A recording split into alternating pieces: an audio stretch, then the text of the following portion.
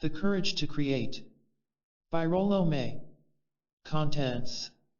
1. The courage to create. 2. The nature of creativity. 3. Creativity in the unconscious. 4. Creativity and encounter. 5. The Delphic Oracle as therapist. 6. On the limits of creativity. 7. Passion for reform. Preface. All my life I have been haunted by the fascinating questions of creativity. Why does an original idea in science and in art pop up from the unconscious at a given moment? What is the relation between talent and the creative act, and between creativity and death? Why does a mime or a dance give us such delight?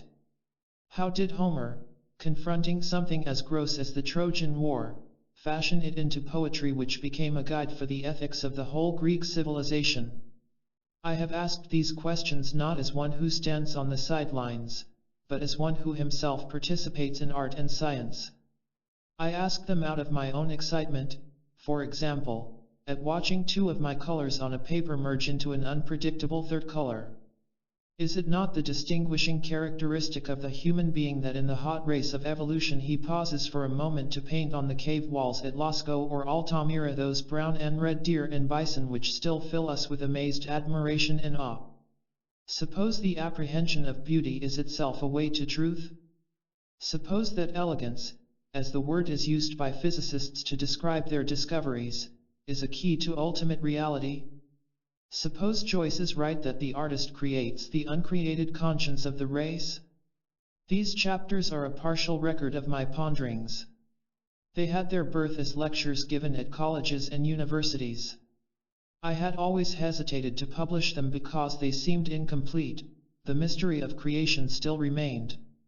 I then realized that this unfinished quality would always remain, and that it is a part of the creative process itself.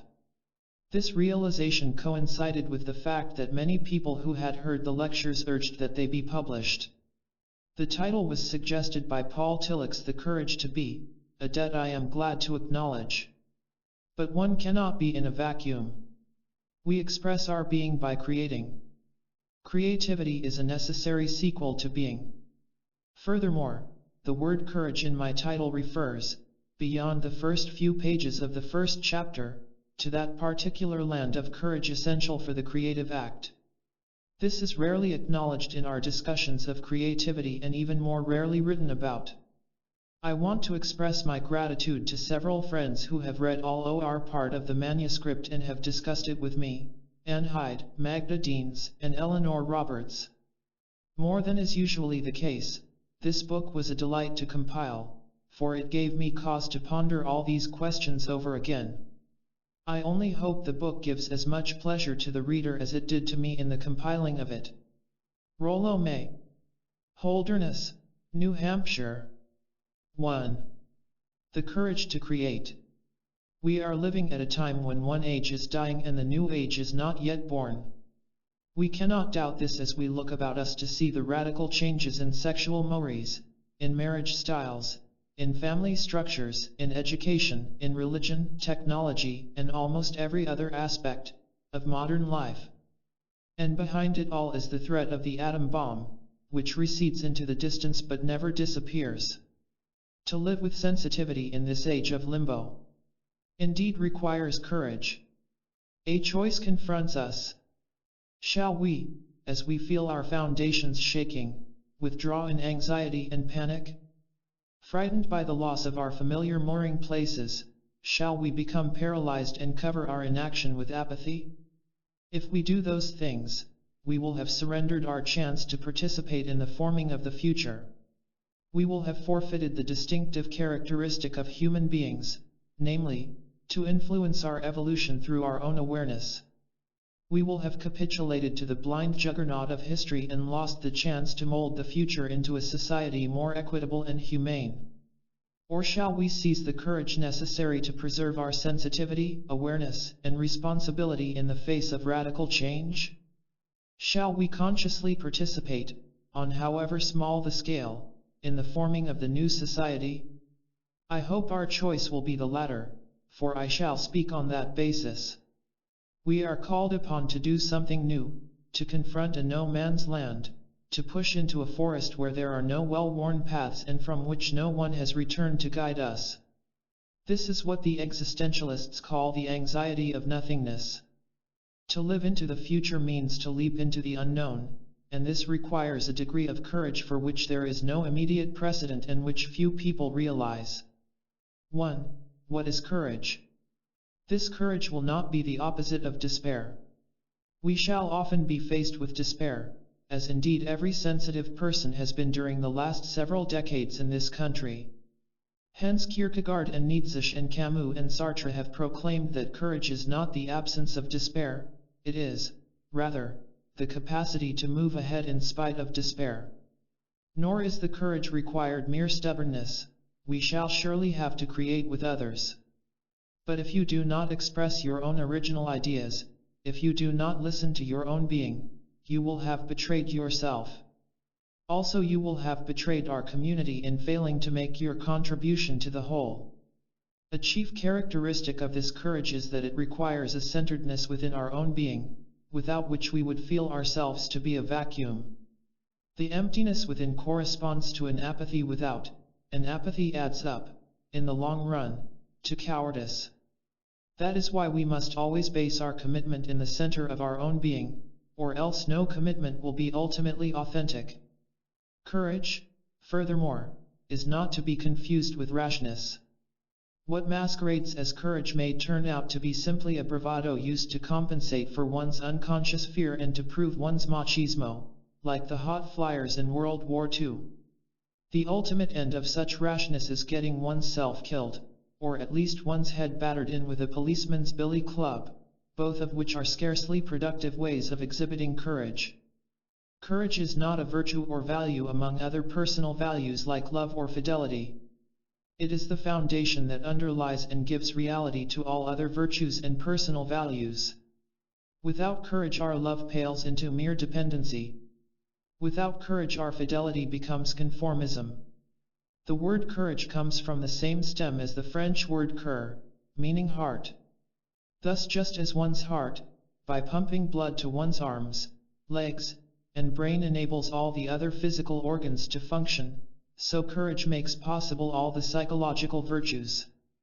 Without courage other values wither away into mere facsimiles of virtue. In human beings courage is necessary to make being and becoming possible. An assertion of the self, a commitment, is essential if the self is to have any reality. This is the distinction between human beings and the rest of nature. The acorn becomes an oak by means of automatic growth, no commitment is necessary. The kitten similarly becomes a cat on the basis of instinct. Nature and being are identical in creatures like them.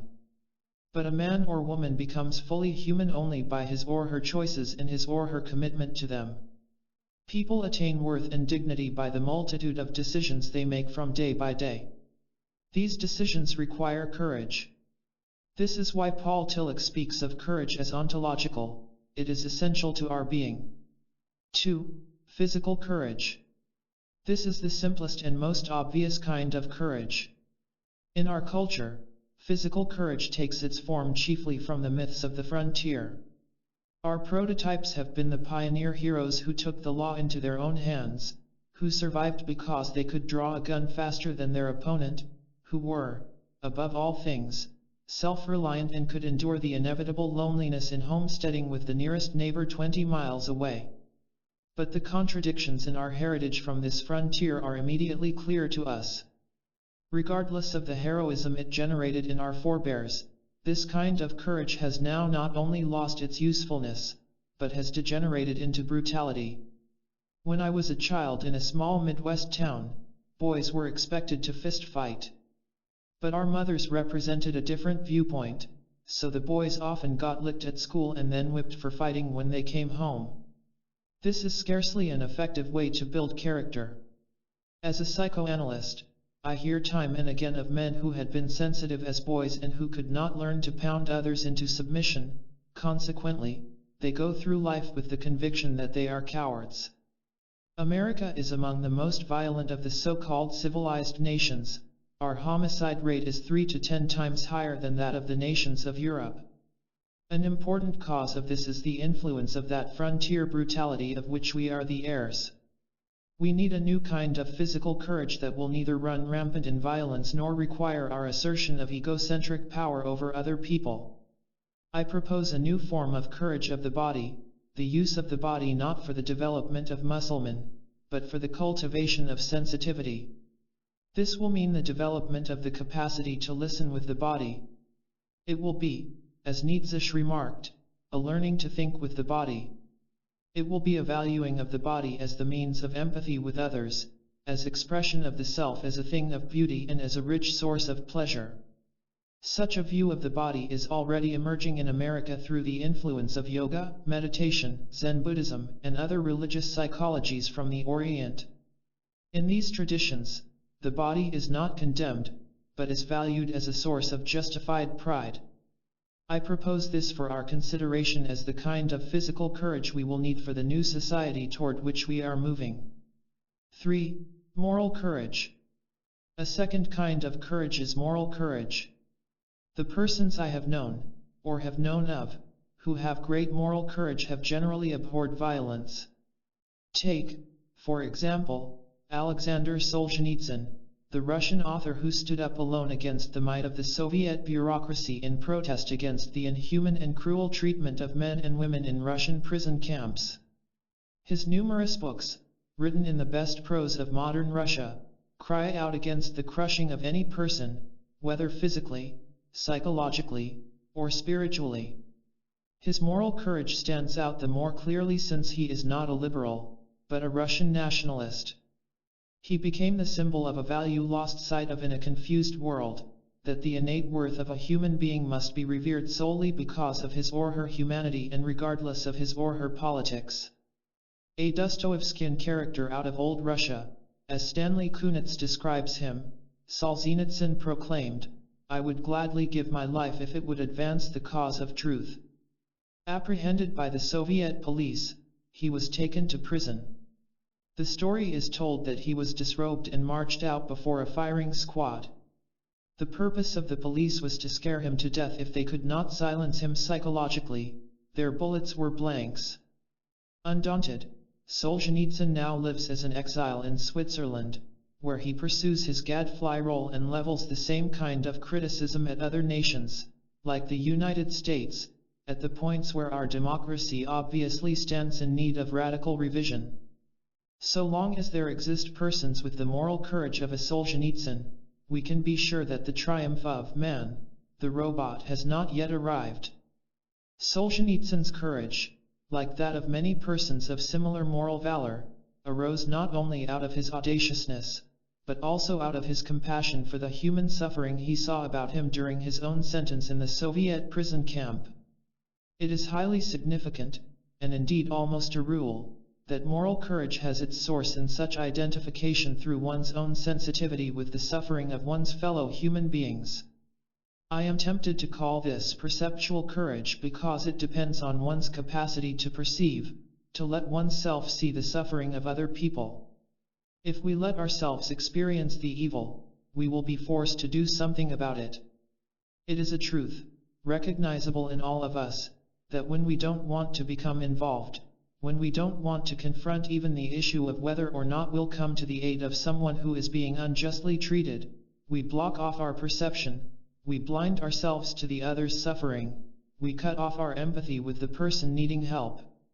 Hence the most prevalent form of cowardice in our day hides behind the statement "I did not want to become involved." 4. Social courage. The third kind of courage is the opposite to the just described apathy. I call it social courage. It is the courage to relate to other human beings, the capacity to risk oneself in the hope of achieving meaningful intimacy.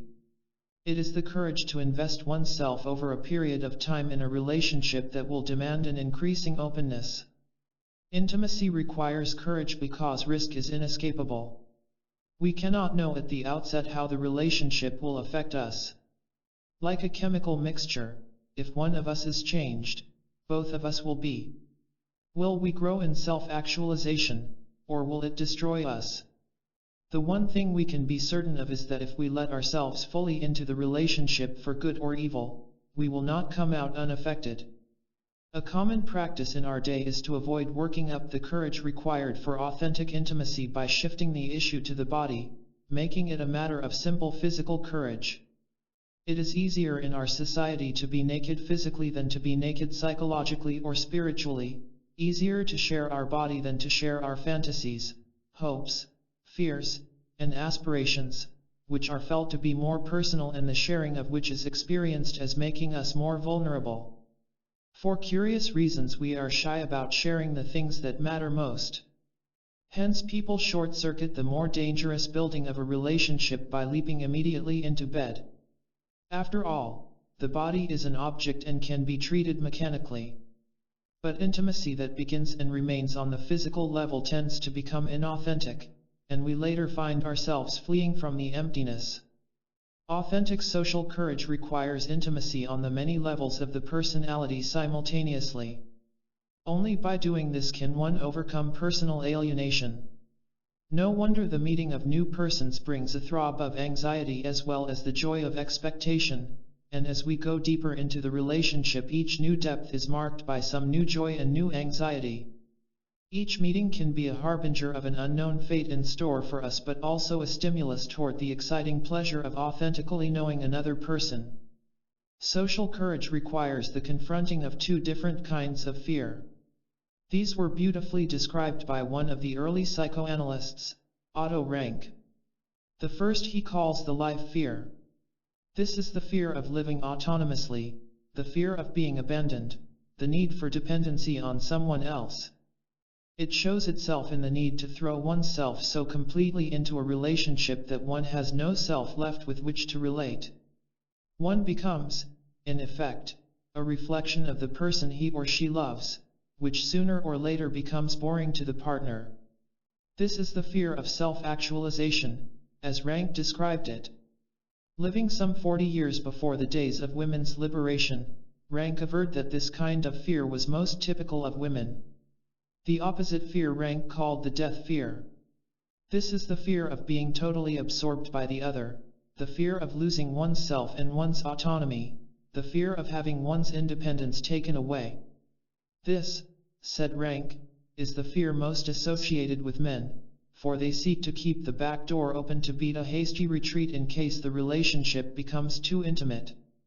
Actually, if Rank had lived on into our day, he would have agreed that both kinds of fear have to be confronted, in varying proportions to be sure, by both men and women. All our lives we oscillate between these two fears. They are, indeed, the forms of anxiety that lie in wait for anyone who cares for another. But the confronting of these two fears, and the awareness that one grows not only by being oneself but also by participating in other selves, is necessary if we are to move toward self-realization. Albert Camus, in Exile and the Kingdom, wrote a story that illustrates these two opposite kinds of courage. The Artist at Work is a tale of a poor Parisian painter who could scarcely get enough money to buy bread for his wife and children. When the artist is on his deathbed, his best friend finds the canvas on which the painter was working. It is blank except for one word, unclearly written and in very small letters, that appears in the center. The word can either be solitary, being alone, keeping one's distance from events, maintaining the peace of mind necessary for listening to one's deeper self. Or it can be solidary, living in the marketplace, solidarity, involvement, or identifying with the masses, as Karl Marx put it. Opposites though they are, both solitude and solidarity are essential if the artist is to produce works that are not only significant to his or her age, but that will also speak to future generations. 5. One paradox of courage. A curious paradox characteristic of every kind of courage here confronts us. It is the seeming contradiction that we must be fully committed, but we must also be aware at the same time that we might possibly be wrong. This dialectic relationship between conviction and doubt is characteristic of the highest types of courage, and gives the lie to the simplistic definitions that identify courage with mere growth, People who claim to be absolutely convinced that their stand is the only right one are dangerous. Such conviction is the essence not only of dogmatism, but of its more destructive cousin, fanaticism. It blocks off the user from learning new truth, and it is a dead giveaway of unconscious doubt. The person then has to double his or her protests in order to quiet not only the opposition but his or her own unconscious doubts as well.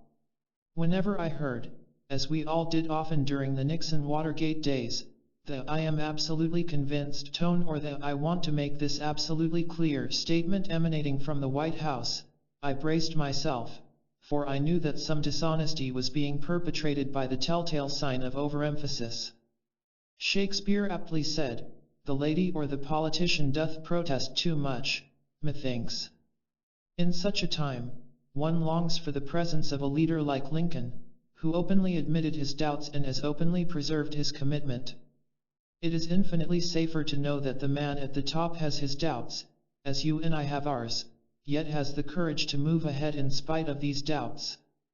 In contrast to the fanatic who has stockaded himself against new truth, the person with the courage to believe and at the same time to admit his doubts is flexible and open to new learning.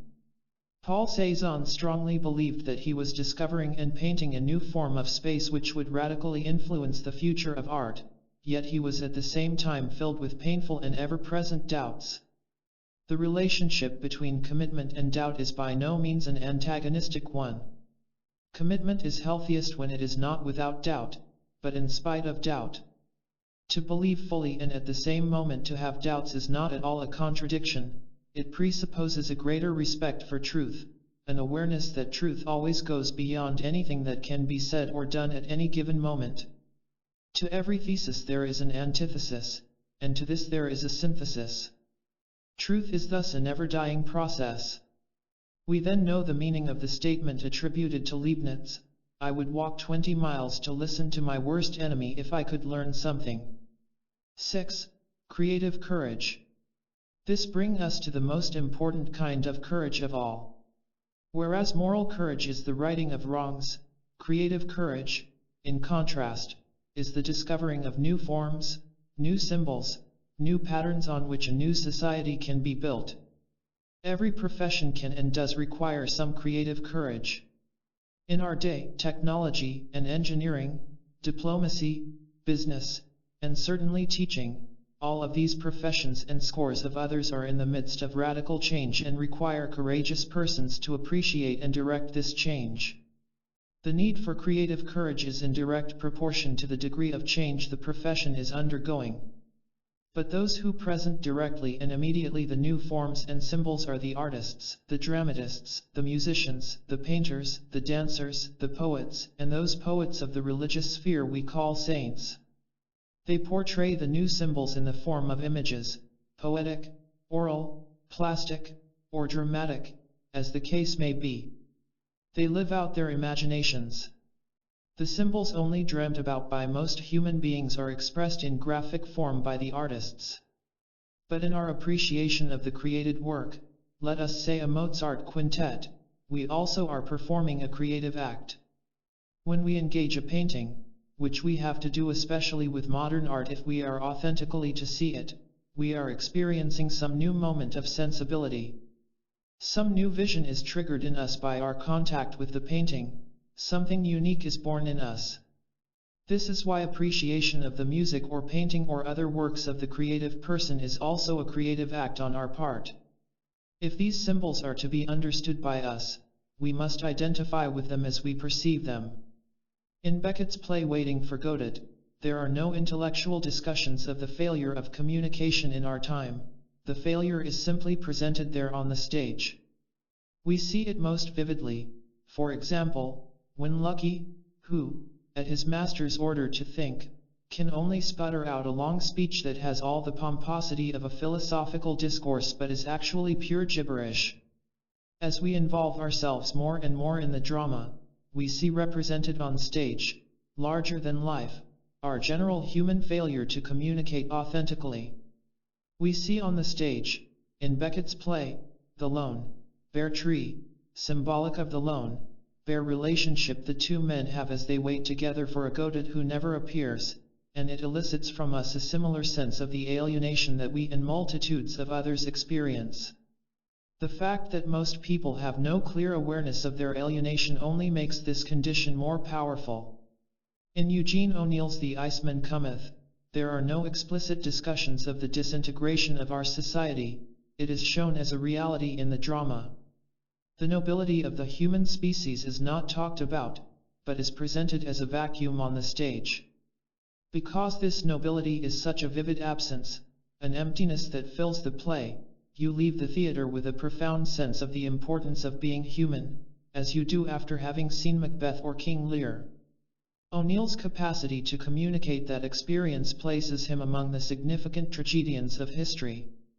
Artists can portray these experiences in music or words or clay or marble or on canvas because they express what Jung calls the collective unconscious. This phrase may not be the most felicitous, but we know that each of us carries in buried dimensions of our being some basic forms, partly generic and partly experiential in origin. It is these the artist expresses. Thus the artists, in which term I hereafter include the poets, musicians, dramatists, plastic artists, as well as saints, are a due line, to use McLuhan's phrase.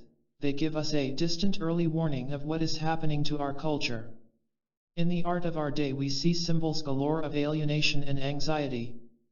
But at the same time there is form amid discord, beauty amid ugliness, some human love in the midst of hatred, a love that temporarily triumphs over death but always loses out in the long run. The artists thus express the spiritual meaning of their culture. Our problem is, can we read their meaning aright? Take Giotto in what is called the Little Renaissance, which burgeoned in the 14th century. In contrast to the two-dimensional medieval mosaics, Giotto presents a new way of seeing life and nature. He gives his paintings 3 dimensions, and we now see human beings and animals expressing and calling forth from us such specific human emotions as care, or pity, or grief, or joy. In the previous, two-dimensional mosaics in the churches of the Middle Ages, we feel no human being is necessary to see them, they have their own relationship to God. But in Giotto, a human being viewing the picture is required, and this human being must take his stance as an individual in relation to the picture. Thus the new humanism and the new relation to nature that were to become central in the Renaissance are here born, 100 years before the Renaissance proper. In our endeavor to grasp these symbols of art, we find ourselves in a realm that beggars our usual conscious thinking. Our task is quite beyond the reach of logic. It brings us to an area in which there are many paradoxes. Take the idea expressed in Shakespeare's 4 lines at the end of Sonnet 64. Ruin hath taught me thus to ruminate. That time will come and take my love away. This thought is as a death, which cannot choose but weep to have that which it fears to lose. If you have been trained to accept the logic of our society, you will ask, why does he have to weep to have his love?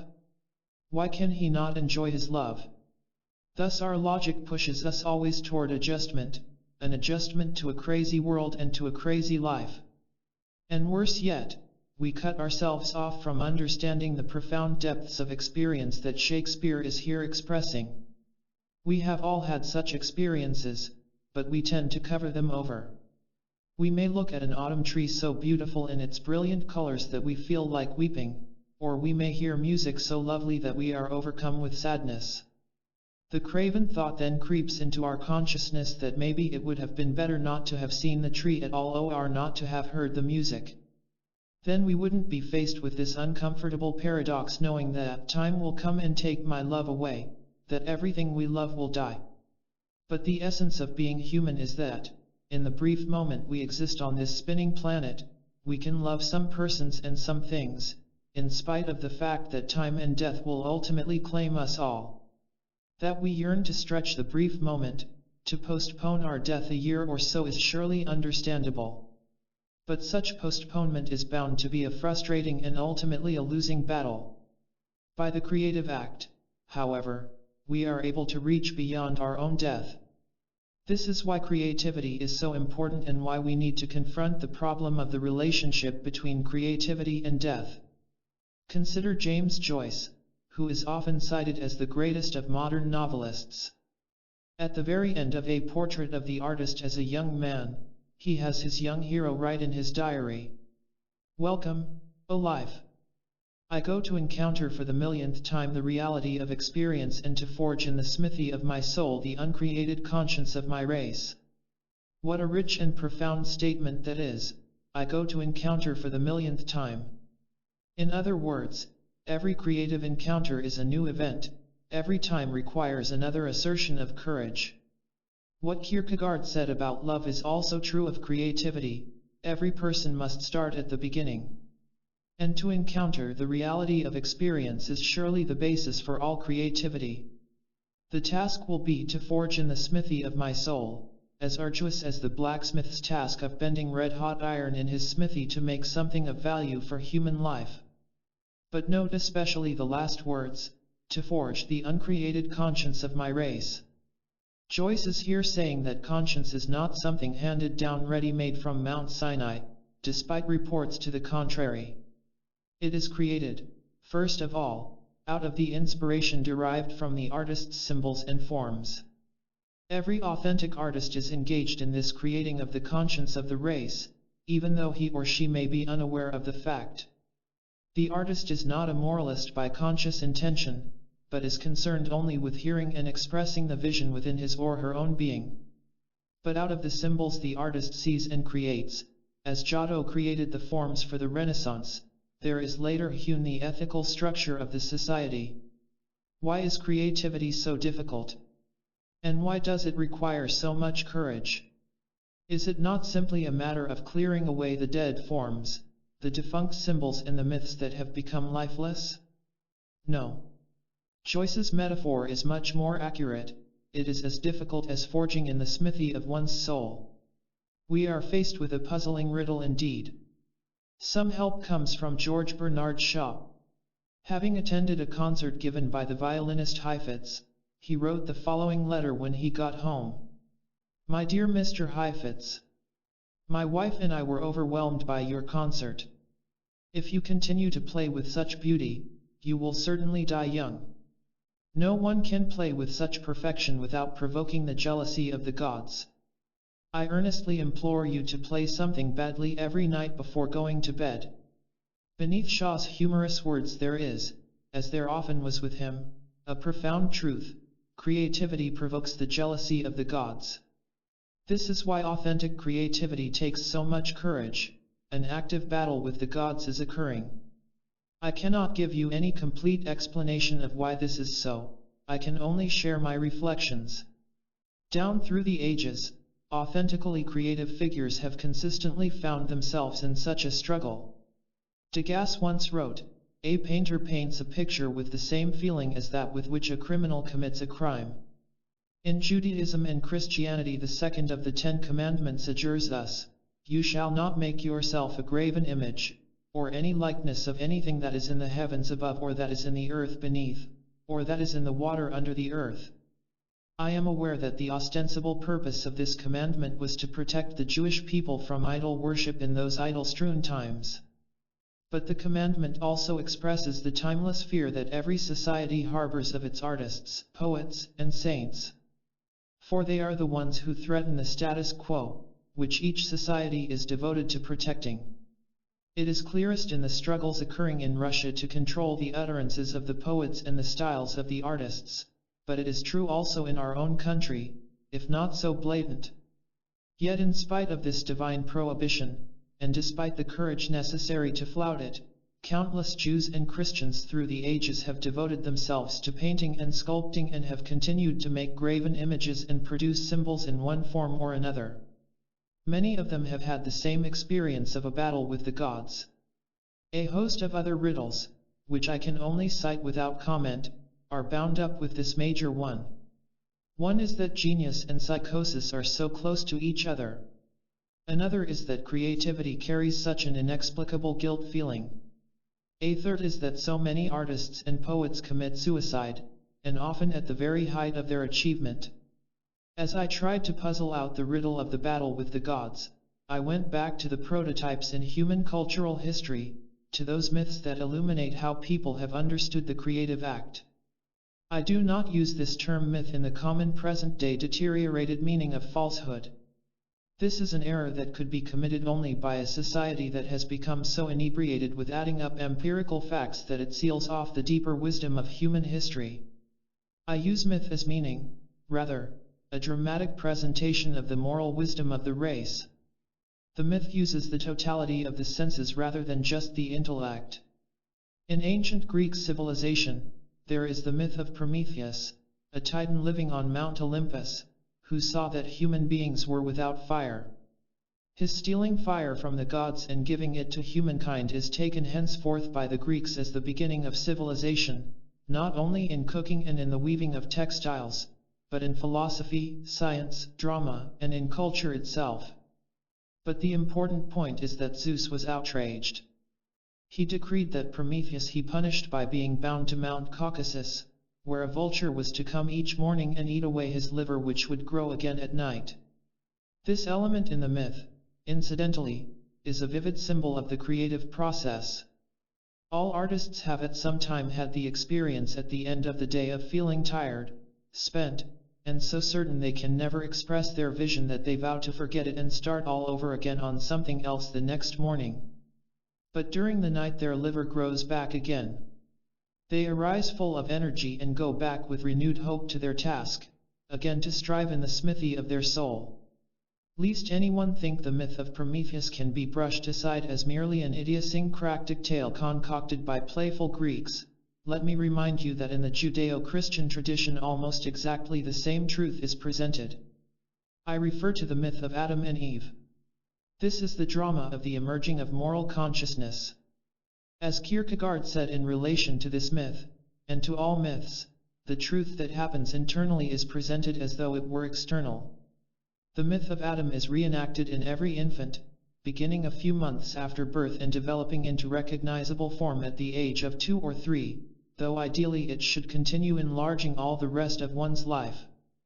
The eating of the apple of the tree of the knowledge of good and evil symbolizes the dawn of human consciousness, moral conscience, and consciousness being at this point synonymous. The innocence of the Garden of Eden, the womb, and the dreaming consciousness, the phrase is Kierkegaard's, of gestation and the first month of life, are destroyed forever. The function of psychoanalysis is to increase this consciousness, indeed to help people eat of the tree of the knowledge of good and evil. It should not surprise us if this experience is as terrifying for many people as it was for Oedipus. Any theory of resistance that omits the terror of human consciousness is incomplete and probably wrong. In place of innocent bliss, the infant now experiences anxiety and guilt feelings. Also, as part of the child's legacy is the sense of individual responsibility, and, most important of all, developing only later, the capacity to love. The shadow side of this process is the emergence of repressions and, concomitantly, neurosis. A fateful event indeed. If you call this the fall of man, you should join Hegel and other penetrating analysts of history who have proclaimed that it was a fall upward, for without this experience there would be neither creativity nor consciousness as we know them. But, again, Yahweh was angry. Adam and Eve were driven out of the garden by an angel with a flaming sword. The troublesome paradox confronts us in that both the Greek and the Judeo-Christian myths present creativity and consciousness as being born in rebellion against an omnipotent force. Are we to conclude that these chief gods, Zeus and Yahweh, did not wish humankind to have moral consciousness and the arts of civilization? It is a mystery indeed. The most obvious explanation is that the creative artist and poet and saint must fight the actual, as contrasted to the ideal, gods of our society, the god of conformism as well as the gods of apathy, material success, and exploitative power. These are the idols of our society that are worshipped by multitudes of people. But this point does not go deeply enough to give us an answer to the riddle. In my search for some illumination, I went back again to the myths to read them more carefully. I discovered that at the end of the myth of Prometheus there is the curious addendum: Prometheus could be freed from his chains and his torture only when an immortal would renounce his immortality as expiation for Prometheus. This was done by Chiron, who is, incidentally, another fascinating symbol, half horse and half man, renowned for his wisdom and skill in medicine and healing. He brought up Asclepius, the god of medicine. This conclusion to the myth tells us that the riddle is connected with the problem of death. The same with Adam and Eve. Enraged at their eating of the tree of the knowledge of good and evil, Yahweh cries out that he is afraid they will eat of the tree of eternal life and become like one of us. So, again the riddle has to do with the problem of death, of which eternal life is one aspect. The battle with the gods thus hinges on our own mortality. Creativity is a yearning for immortality. We human beings know that we must die. We have, strangely enough, a word for death. We know that each of us must develop the courage to confront death. Yet we also must rebel and struggle against it. Creativity comes from this struggle. Out of the rebellion the creative act is born. Creativity is not merely the innocent spontaneity of our youth and childhood, it must also be married to the passion of the adult human being, which is a passion to live beyond one's death. Michelangelo's writhing, unfinished statues of slaves, struggling in their prisons of stone, are the most fitting symbol for our human condition. When I use the word rebel for the artist, I do not refer to revolutionary or to such things as taking over the dean's office. That is a different matter. Artists are generally soft-spoken persons who are concerned with their inner visions and images. But that is precisely what makes them feared by any coercive society. For they are the bearers of the human being's age-old capacity to be insurgent. They love to immerse themselves in chaos in order to put it into form, just as God created form out of chaos in Genesis. Forever unsatisfied with the mundane, the apathetic, the conventional, they always push on to newer worlds. Thus are they the creators of the uncreated conscience of the race. This requires an intensity of emotion, a heightened vitality, for is not the vital forever in opposition to death? We could call this intensity by many different names. I choose to call it rage. Stanley Kunitz, contemporary poet, states that the poet writes his poems out of his rage. This rage is necessary to ignite the poet's passion, to call forth his abilities, to bring together in ecstasy his flame-like insights, that he may surpass himself in his poems. The rage is against injustice, of which there is certainly plenty in our society. But ultimately it is rage against the prototype of all injustice, death. We recall the first lines of a poem by another contemporary poet, Dylan Thomas, on the death of his father. Do not go gentle into that good night. Old age should bum and rave at close of day, rage, rage against the dying of the light. And the poem ends. And you, my father, there on the sad height, curse, bless, me now with your fierce tears, I pray. Do not go gentle into that good night. Rage, rage against the dying of the light. Note that he does not ask merely to be blessed. Curse, me, with your fierce tears. Note also that it is Dylan Thomas, and not his father, who writes the poem. The father had to confront death and in some way accept it. But the son expresses the eternally insurgent spirit, and as a result we have the piercing elegance of this poem. This rage has nothing at all to do with rational concepts of death, in which we stand outside the experience of death and make objective, statistical comments about it. That always has to do with someone else's death, not our own. We all know that each generation, whether of leaves or grass or human beings or any living things, must die in order for a new generation be born. I am speaking of death in a different sense. A child has a dog, and the dog dies. The child's grief is mixed with deep anger. If someone tries to explain death in the objective, evolutionary way to him, everything dies, and dogs die sooner than human beings, he may well strike out against the explainer. The child probably knows all that anyway. His real sense of loss and betrayal comes from the fact that his love for his dog and the dog's devotion to him are now gone. It is the personal, subjective experience of death of which I am speaking. As we grow older, we learn how to understand each other better. Hopefully, we learn also to love more authentically. Understanding and love require a wisdom that comes only with age. But at the highest point in the development of that wisdom, we will be blotted out. No longer will we see the trees turning scarlet in the autumn.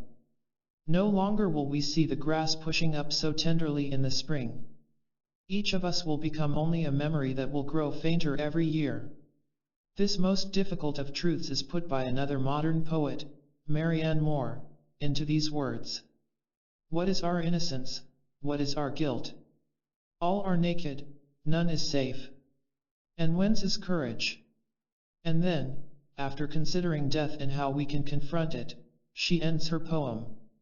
So he who strongly feels, behaves. The very bird, grown taller as he sings, steals his form straight up. Though he is captive, his mighty singing says, satisfaction is a lowly thing. How pure a thing is joy! This is mortality, this is eternity. Thus mortality is at last brought into antiphony with its opposite, eternity. For many people the relating of rebellion to religion will be a hard truth. It brings with it the final paradox. In religion, it is not the sycophants or those who cling most faithfully to the status quo who are ultimately praised. It is the insurgents. Recall how often in human history the saint and the rebel have been the same person. Socrates was a rebel, and he was sentenced to drink hemlock. Jesus was a rebel, and he was crucified for it. Joan of Arc was a rebel, and she was burned at the stake. Yet each of these figures and hundreds like them, though ostracized by their contemporaries, were recognized and worshipped by the following ages as having made the most significant creative contributions in ethics and religion to civilization. Those we call saints rebelled against an outmoded and inadequate form of God on the basis of their new insights into divinity. The teachings that led to their deaths raised the ethical and spiritual levels of their societies. They were aware that Zeus, the jealous god of Mount Olympus, would no longer do. Hence Prometheus stands for a religion of compassion. They rebelled against Yahweh, the primitive tribal god of the Hebrews who gloried in the deaths of thousands of Philistines. In place of him came the new visions of Amos and Isaiah and Jeremiah of the God of love and justice. Their rebellion was motivated by new insights into the meaning of godliness. They rebelled, as Paul Tillich has so beautifully stated, against God in the name of the God beyond God. The continuous emergence of the God beyond God is the mark of creative courage in the religious sphere. Whatever sphere we may be in, there is a profound joy in the realization that we are helping to form the structure of the new world. This is creative courage, however minor or fortuitous our creations may be. We can then say, with Joyce, welcome, O life. We go for the millionth time to forge in the smithy of our souls the uncreated conscience of the race. 2. The nature of creativity. When we examine the psychological studies and writings on creativity over the past 50 years, the first thing that strikes us is the general paucity of material and the inadequacy of the work. In academic psychology after the time of William James and during the first half of this century, the subject was generally avoided as unscientific, mysterious, disturbing, and too corruptive of the scientific training of graduate students. And when some studies of creativity actually were made, they dealt with areas so peripheral that creative people themselves felt they had next to nothing to do with real creativity. Essentially, we have come up with truisms or irrelevancies at which the artists and poets smile and about which they say, interesting, yes. But that's not what goes on within me in the creative act. Fortunately, during the last 20 years a change has been occurring, but it is still true that creativity is a stepchild of psychology. And in psychoanalysis and depth psychology the situation has been little better. I well recall an incident of some 20 years ago that brought vividly home to me the oversimplification and inadequacy of the depth psychology theories of creativity. One summer I was traveling with a group of 17 artists through Central Europe, studying and painting peasant art. While we were in Vienna, Alfred Adler, whom I had known and whose summer school I had attended, invited us all to his home for a private lecture. In the course of his lecture, in his parlor, Adler touched upon his compensatory theory of creativity, that human beings produce art, science, and other aspects of culture to compensate for their own inadequacies. The oyster producing the pearl to cover up the grain of sand intruding into its shell is often cited as a simple illustration. Beethoven's deafness was one of the many famous examples Adler cited, showing how highly creative individuals compensate for some defect or organ inferiority by their creative acts. Adler also believed that civilization was created by human beings to compensate for their relatively weak position on this unfriendly crust of earth as well as for their inadequacy of tooth and claw in the animal world. Then Adler, having entirely forgotten he was addressing a group of artists, looked around the room and remarked, "Since I see that very few of you are wearing glasses, I assume that you are not interested in art." The oversimplification this theory of compensation is subject to was thus dramatically exposed. The theory does have some merit and is one of the important hypotheses that must be considered by students in the field. But its error is that it does not deal with the creative process as such.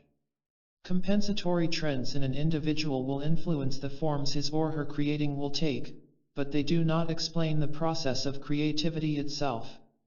Compensatory needs influence the particular bent or direction in culture or science, but they do not explain the creation of the culture or science. Because of this I learned very early in my psychological career to regard with a good deal of skepticism current theories explaining creativity.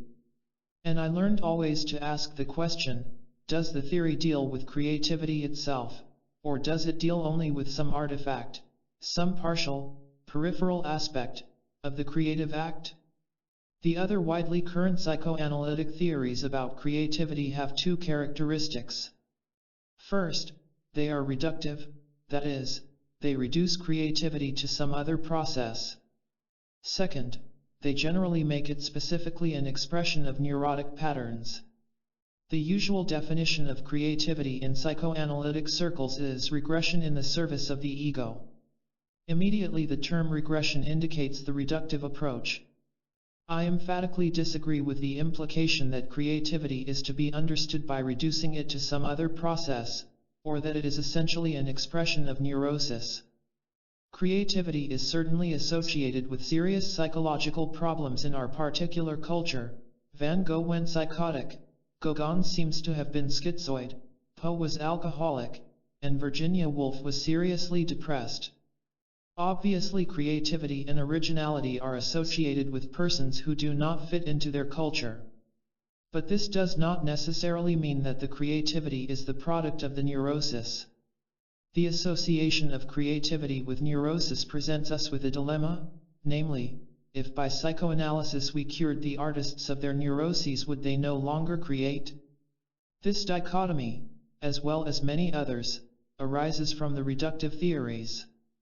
Furthermore, if we create out of some transfer of affect or drive, as implied in sublimation, or if our creativity is merely the byproduct of an endeavor to accomplish something else, as in compensation, does not our very creative act then have only a pseudo-value?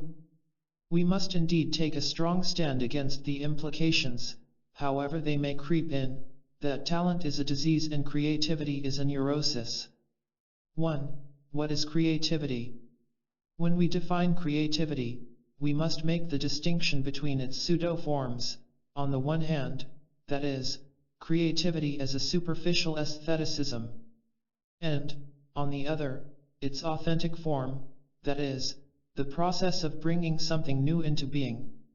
The crucial distinction is between art as artificiality, as an artifice or artful, and genuine art. This is a distinction that artists and philosophers have struggled all through the centuries to make clear. Plato, for example, demoted his poets and his artists down to the sixth circle of reality because, he said, they deal only with appearances and not with reality itself. He was referring to art as decoration, a way of making life prettier, a dealing with semblances. But in his later, beautiful dialogue, The Symposium, he described what he called the true artists, namely, those who give birth to some new reality. These poets and other creative persons are the ones who express being itself, he held. As I would put it, these are the ones who enlarge human consciousness. Their creativity is the most basic manifestation of a man or woman fulfilling his or her own being in the world. Now we must make the above distinction clear if our inquiries into creativity are to get below the surface. We are thus not dealing with hobbies, do-it-yourself movements, Sunday painting, or other forms of filling up leisure time.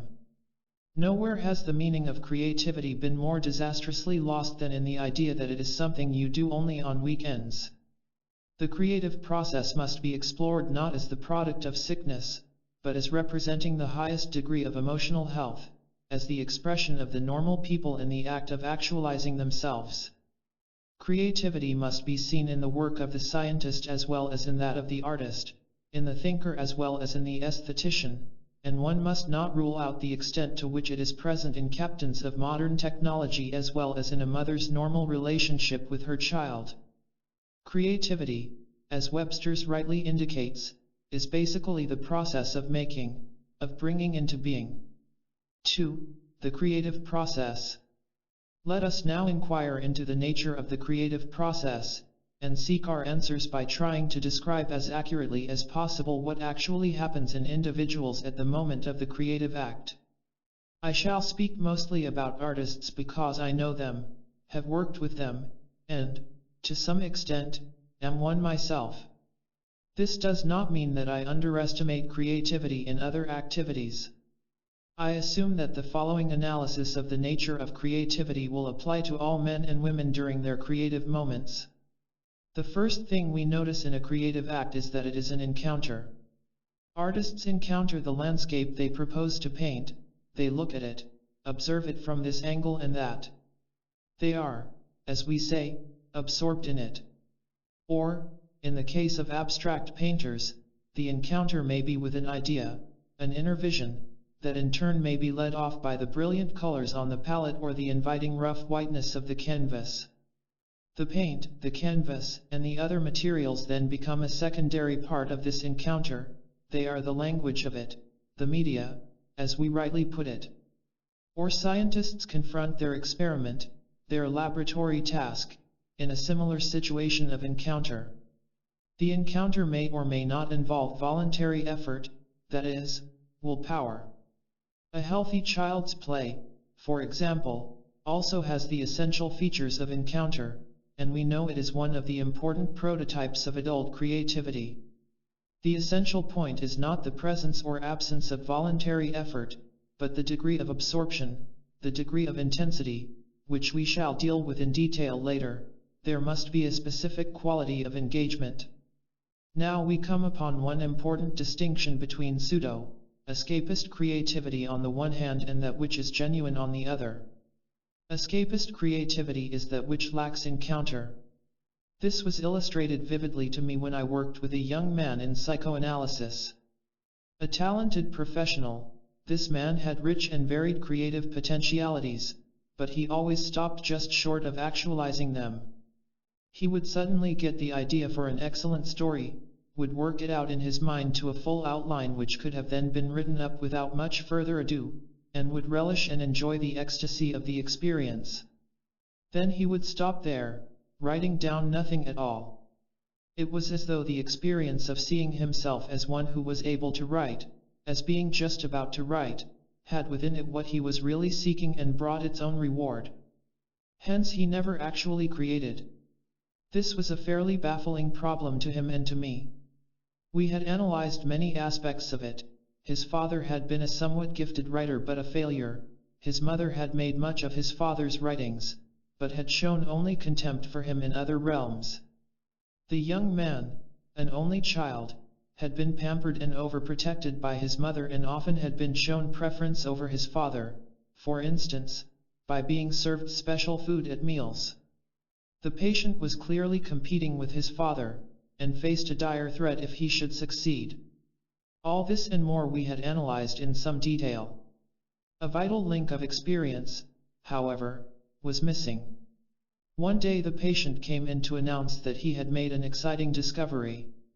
The evening before, while reading, he had gotten his customary sudden creative flow of ideas for a story and had taken his usual pleasure in the fact. At the same time he had had a peculiar sexual feeling. He had then recalled for the first time that he had always had this sexual feeling at precisely such an abortively creative moment. I shall not go into the complex analysis of the associations, which demonstrated that this sexual feeling was both a desire for comfort and sensual gratification of a passive sort and a desire for the unconditional admiration of any woman. I only wish to indicate that the upshot was clearly that his creative bursts of ideas were ways of getting admiration, gratification from his mother, that he needed to show mother and other women what a fine, gifted person he was. And once he had done that by getting the beautiful, lofty visions, he had achieved what he wanted. He was not really interested in this context in creating, but in being about to create. Creativity was in the service of something quite else. Now, no matter how you may interpret the causes of this pattern, one central feature is clear: the encounter was lacking. Is not this the essence of escapist art? Everything is there but the encounter. And is not this the central feature of many kinds of artistic exhibitionism, what Rank calls the artiste manque? We cannot make a valid distinction by saying one kind of art is neurotic and the other healthy. Who is to judge that? We can only say that in exhibitionistic, escapist forms of creativity there is no real encounter, no engagement with reality. That isn't what the young man is after. He wants to be passively accepted and admired by mother. In cases of this kind it is accurate to speak of regression in the negative sense. But the crucial point is that we are dealing with something quite different from creativity. The concept of encounter also enables us to make clear the important distinction between talent and creativity. Talent may well have its neurological correlates and can be studied as given to a person. A man or woman may have talent whether he or she uses it or not. Talent can probably be measured in the person as such. But creativity can be seen only in the act. If we were purists, we would not speak of a creative person, but only of a creative act. Sometimes, as in the case of Picasso, we have great talent and at the same time great encounter and, as a result, great creativity. Sometimes we have great talent and truncated creativity, as many people felt in the case of Scott Fitzgerald. Sometimes we have a highly creative person who seems not to have much talent. It was said of the novelist Thomas Wolfe, who was one of the highly creative figures of the American scene, that he was a genius without talent. But he was so creative because he threw himself so completely into his material and the challenge of saying it. He was great because of the intensity of his encounter. 3. Intensity of the encounter. This leads us to the second element in the creative act, namely, the intensity of the encounter. Absorption, being caught up in, wholly involved, and so on, are used commonly to describe the state of the artist or scientist when creating or even the child at play. By whatever name one calls it, genuine creativity is characterized by an intensity of awareness, a heightened consciousness. Artists, as well as you and I in moments of intensive encounter, experience quite clear neurological changes.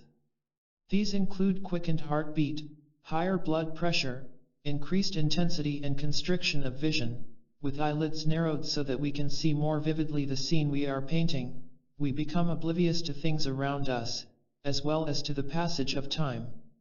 We experience a lessening of appetite. Persons engaged in a creative act lose interest in eating at the moment, and may work right through mealtime without noticing it. Now all of these correspond to an inhibiting of the functioning of the parasympathetic division of the autonomic nervous system, which has to do with ease, comfort, nourishment, and an activation of the sympathetic nervous division. And, lo and behold, we have the same picture that Walter B. Cannon described as the flight-fight mechanism, the energizing of the organism for fighting or fleeing. This is the neurological correlate of what we find, in broad terms, in anxiety and fear. But what the artist or creative scientist feels is not anxiety or fear, it is joy. I use the word in contrast to happiness or pleasure. The artist, at the moment of creating, does not experience gratification or satisfaction, though this may be the case later, after he or she has a highball or a pipe in the evening. Rather, it is joy, joy defined as the emotion that goes with heightened consciousness, the mood that accompanies the experience of actualizing one's own potentialities. Now, this intensity of awareness is not necessarily connected with conscious purpose or willing. It may occur in reverie or in dreams, or from so-called unconscious levels. An eminent New York professor related an illustrative story.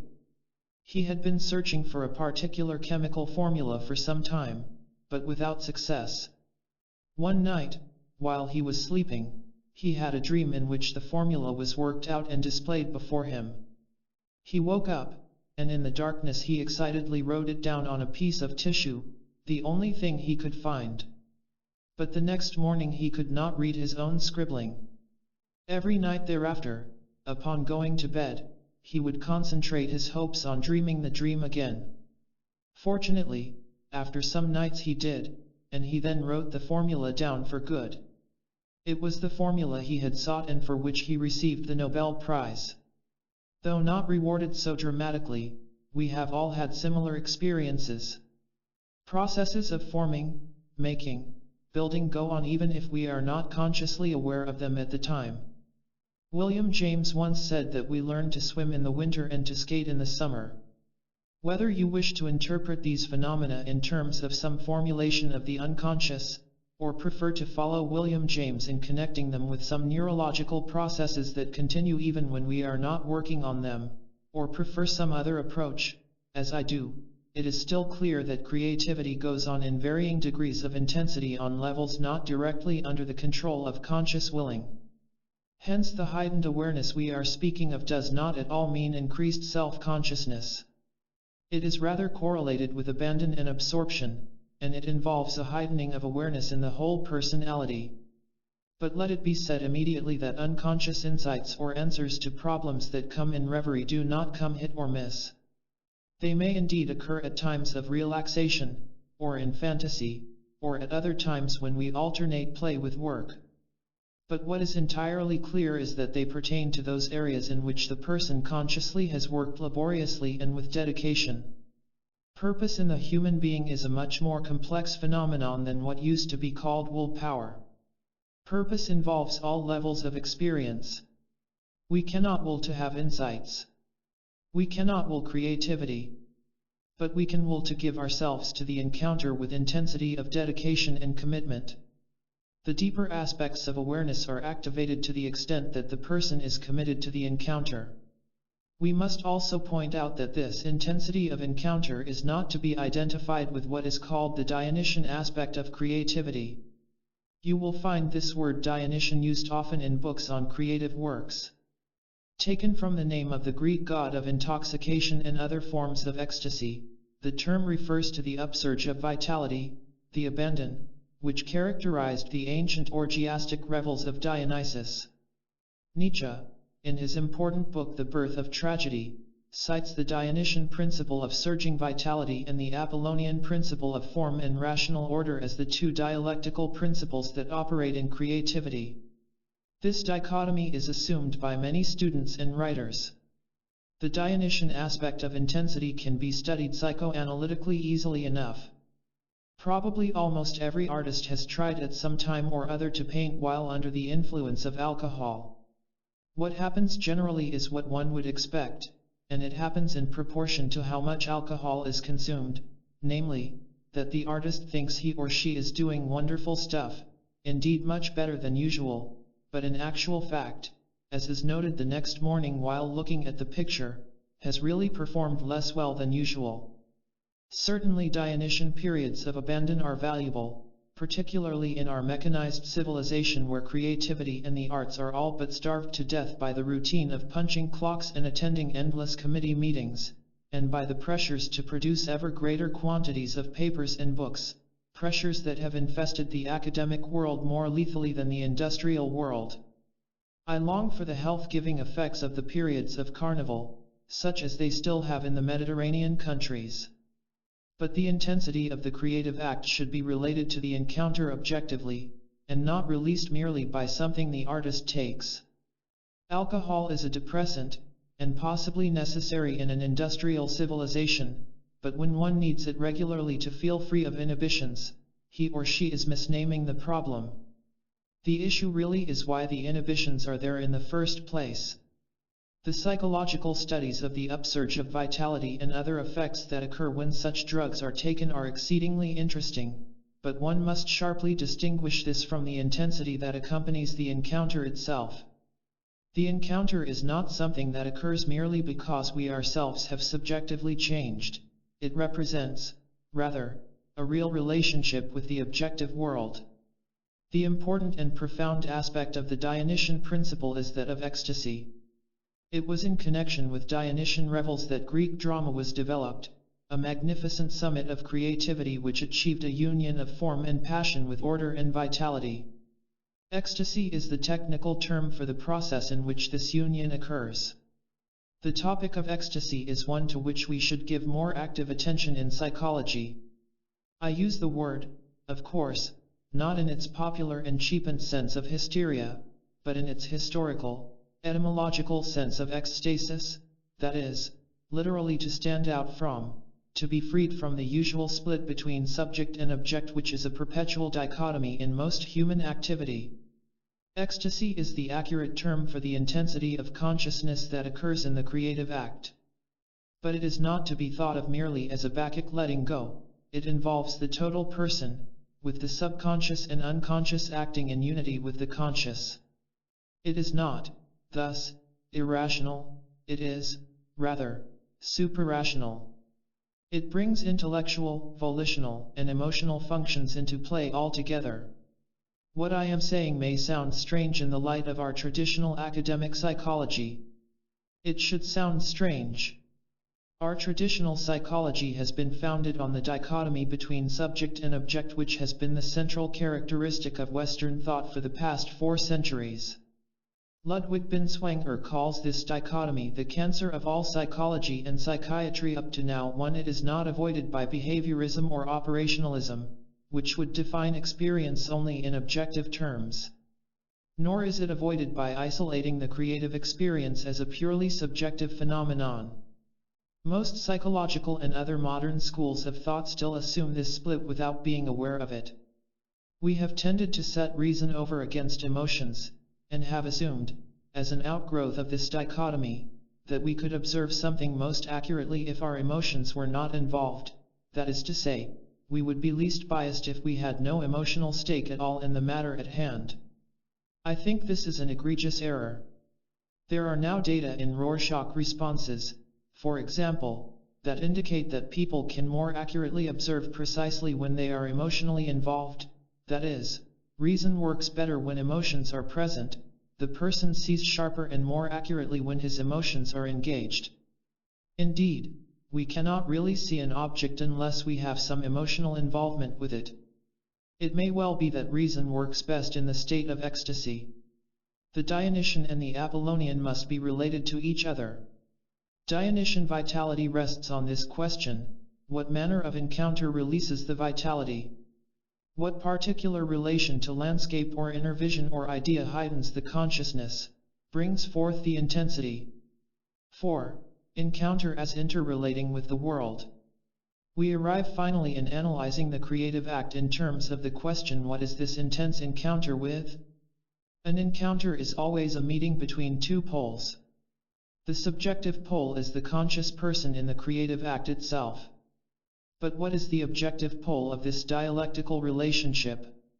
I shall use a term that will sound too simple: it is the artist's or scientist's encounter with his world. I do not mean world as environment or as the sum total of things, nor do I refer at all to objects about a subject. World is the pattern of meaningful relations in which a person exists and in the design of which he or she participates. It has objective reality, to be sure, but it is not simply that. World is interrelated with the person at every moment. A continual dialectical process goes on between world and self and world.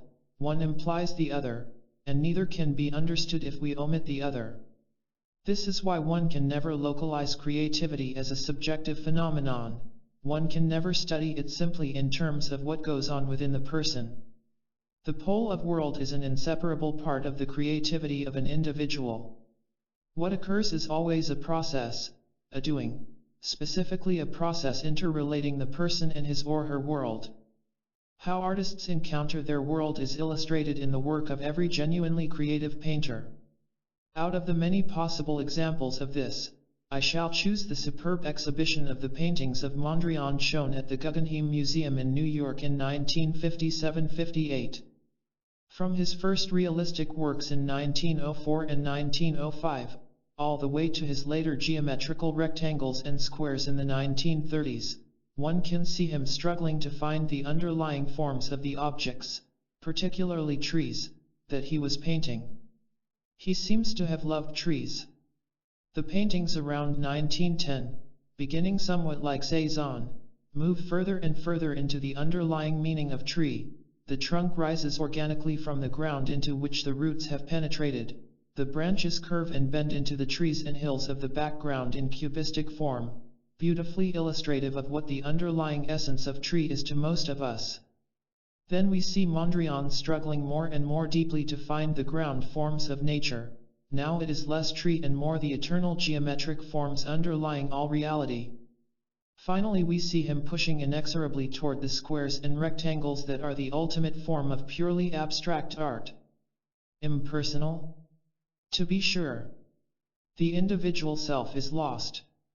But is this not precisely a reflection of Mondrian's world, the world of the decades of the 20s and 30s, the world in the period of emerging fascism, communism, conformism, military power, in which the individual not only feels lost, but is lost, alienated from nature and others as well as himself? Mondrian's paintings express creative strength in such a world, an affirmation in spite of the lostness of the individual. In this sense his work is a search for the foundation of individuality that can withstand these anti-human political developments. It is absurd to think of artists simply as painting nature, as though they were only anachronistic photographers of trees and lakes and mountains. For them, nature is a medium, a language by which they reveal their world. What genuine painters do is to reveal the underlying psychological and spiritual conditions of their relationship to their world. Thus in the works of a great painter we have a reflection of the emotional and spiritual condition of human beings in that period of history. If you wish to understand the psychological and spiritual temper of any historical period, you can do no better than to look long and searchingly at its art. For in the art the underlying spiritual meaning of the period is expressed directly in symbols. This is not because artists are didactic or set out to teach or to make propaganda. To the extent that they do, their power of expression is broken, their direct relation to the inarticulate, or, if you will, unconscious levels of the culture is destroyed. They have the power to reveal the underlying meaning of any period precisely because the essence of art is the powerful and alive encounter between the artist and his or her world. Nowhere was this encounter demonstrated more vividly than in the famous 75th anniversary exhibit of Picasso's works, presented in New York in 1957. Broader in temperament than Mondrian, Picasso is a spokesman for his time par excellence. Even in his early works around 1900, his vast talent was already visible. And in the stark, realistic paintings of peasants and poor people in the first decade of this century, his passionate relationship to human suffering was shown. You can then see the spiritual temper of each succeeding decade in his work. In the early 1920s, for example, we find Picasso painting classical Greek figures, particularly bathers by the sea. An aura of escapism hovers about these pictures in the exhibit. Was not the 1920s, the decade after the First World War, in reality a period of escapism in the Western world? Toward the end of the 20s and in the early 30s, these bathers by the sea become pieces of metal, mechanical, gray-blue curving steel. Beautiful indeed, but impersonal, unhuman. And here one was gripped in the exhibit with an ominous foreboding, the prediction of the beginning of the time when people were to become impersonal, objectivized, numbers. It was the ominous prediction of the beginnings of man, the robot. Then in 1937 comes the great painting Guernica, with figures torn apart, split from each other, all in stark white, gray, and black. It was Picasso's pained outrage against the inhumanity of the bombing of the helpless Spanish town of Guernica by fascist planes in the Spanish Revolution, but it is much more than that. It is the most vivid portrayal imaginable of the atomistic, split up, fragmentized state of contemporary human beings, and implies the conformism, emptiness, and despair that were to go along with this. Then in the late 30s and 40s, Picasso's portraits become more and more machine-like, people turned literally into metal. Faces become distorted. It is as though persons, individuals, do not exist anymore, their places are taken by hideous witches. Pictures now are not named, but numbered. The bright colors the artist used in his earlier periods and which were so delightful are now largely gone. In these rooms at the exhibit one feels as though darkness has settled upon the earth at noon. As in the novels of Kafka, one gets a stark and gripping feeling of the modern individual's loss of humanity.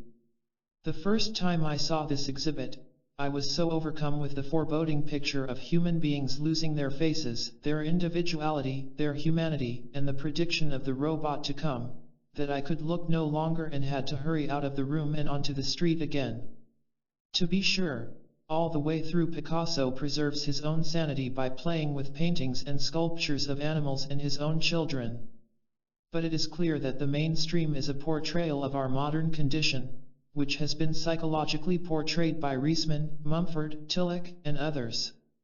The whole is an unforgettable portrait of modern man and woman in the process of losing their person and their humanity. In this sense, genuine artists are so bound up with their age that they cannot communicate separated from it. In this sense, too, the historical situation conditions the creativity. For the consciousness which obtains in creativity is not the superficial level of objectified intellectualization, but is an encounter with the world on a level that undercuts the subject-object split. Creativity, to rephrase our definition, is the encounter of the intensively conscious human being with his or her world. 3. Creativity and the unconscious. Everyone uses from time to time such expressions as, a thought pops up, an idea comes from the blue or dawns or comes as though out of a dream, or it suddenly hit me. These are various ways of describing a common experience, the breakthrough of ideas from some depth below the level of awareness. I shall call this realm the unconscious as a catch-all for the subconscious, preconscious, and other dimensions below awareness. When I use the phrase the unconscious, I, of course, mean it as a shorthand. There is no such thing as the unconscious, it is, rather, unconscious dimensions, or aspects or sources, of experience. I define this unconscious as the potentialities for awareness or action which the individual cannot or will not actualize. These potentialities are the source of what can be called free creativity. The exploration of unconscious phenomena has a fascinating relationship to creativity. What are the nature and characteristics of the creativity that has its source in these unconscious depths of personality? 1. I wish to begin our exploration of this topic by relating an incident from my own experience. When I was a graduate student doing research on the meaning of anxiety, I studied anxiety in a group of unmarried mothers, i.e., pregnant young women in their late teens and early 20s in a shelter home in New York City. I had a good, sound hypothesis on anxiety, approved by my professors and approved by me. that the predisposition toward anxiety in individuals would be proportionate to the degree to which they had been rejected by their mothers. In psychoanalysis and psychology, this had been a generally accepted hypothesis. I assumed the anxiety of people like these young women would be cued off by the anxiety-creating situation of being unwed and pregnant, and I could then study more openly the original source of their anxiety, namely the maternal rejection. Now I discovered that half the young women fitted my hypothesis beautifully. But the other half did not fit it at all. This latter group included young women from Harlem and the Lower East Side who had been radically rejected by their mothers. One of them, whom I shall call Helen, was from a family of 12 children whose mother drove them out of the house on the first day of summer to stay with their father, the caretaker of a barge that went up and down the Hudson River. Helen was pregnant by her father. At the time she was in the shelter, he was in Sing Sing on a charge of rape by Helen's older sister. Like the other young women of this group, Helen would say to me, "We have troubles, but we don't worry." This was a very curious thing to me, and I had a hard time believing the data. But the facts seemed clear. As far as I could tell by the Rorschach, TAT, and other tests I used, these radically rejected young women did not carry any unusual degree of anxiety. Forced out of the house by their mothers, they simply made their friends among other youngsters on the street. Hence, there was not the predisposition to anxiety we would have expected according to what we know in psychology. How could this be? Had the rejected young women who had not experienced anxiety become hardened, apathetic, so that they did not feel the rejection? The answer to that seemed clearly no. Were they psychopathic or sociopathic types, who also don't experience anxiety? Again, no. I felt myself caught by an insoluble problem. Late one day, putting aside my books and papers in the little office I used in that shelter house, I walked down the street toward the subway. I was tired. I tried to put the whole troublesome business out of my mind.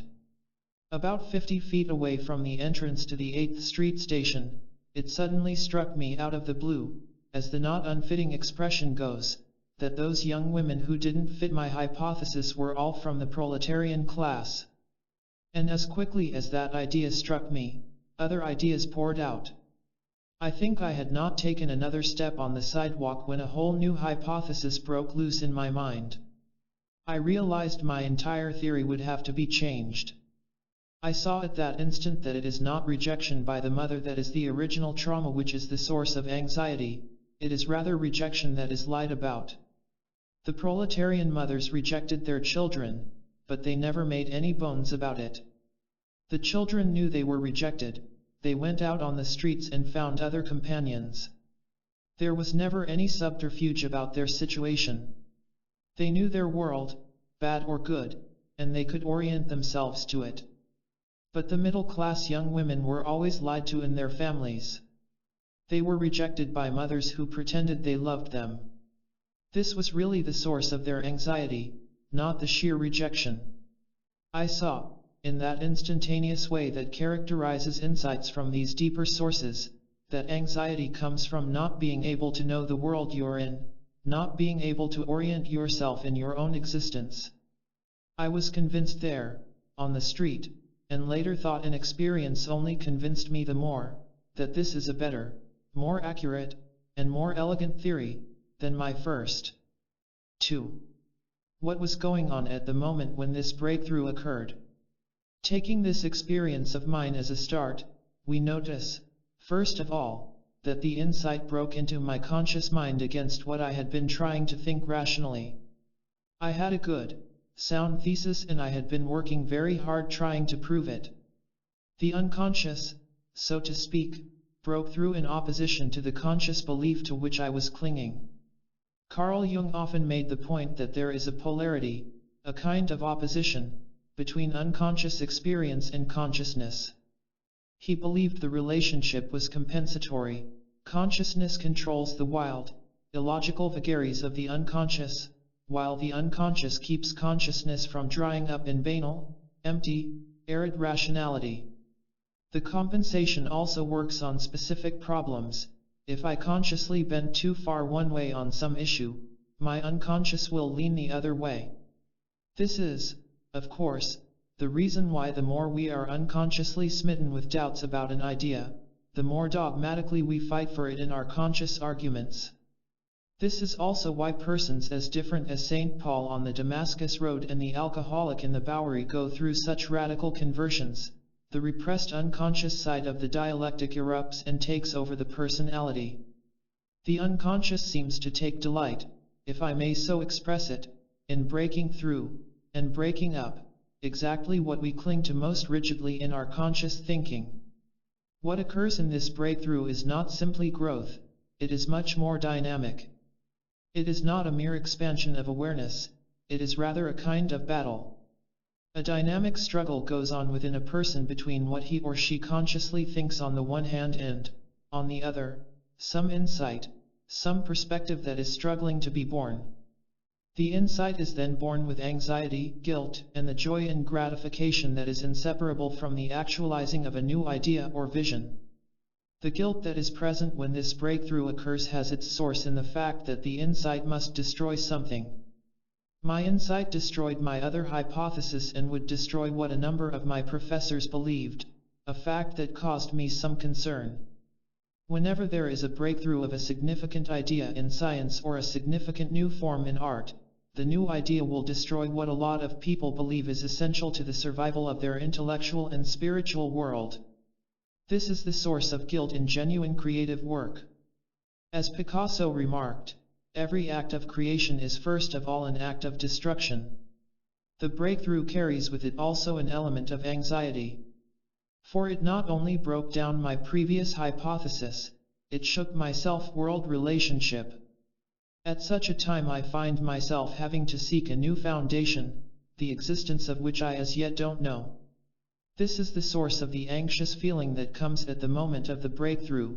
It is not possible that there be a genuinely new idea without this shake-up occurring to some degree. But beyond guilt and anxiety, as I said above, the main feeling that comes with the breakthrough is one of gratification. We have seen something new. We have the joy of participating in what the physicists and other natural scientists call an experience of elegance. 3. A second thing that occurred in the breakthrough of this insight is that everything around me became suddenly vivid. I can remember that on the particular street down which I walked the houses were painted an ugly shade of green that I normally would prefer to forget immediately. But by virtue of the vividness of this experience, the colors all around were sharpened and were embedded in my experience, and that ugly green still exists in my memory. The moment the insight broke through, there was a special translucence that enveloped the world, and my vision was given a special clarity. I am convinced that this is the usual accompaniment of the breakthrough of unconscious experience into consciousness.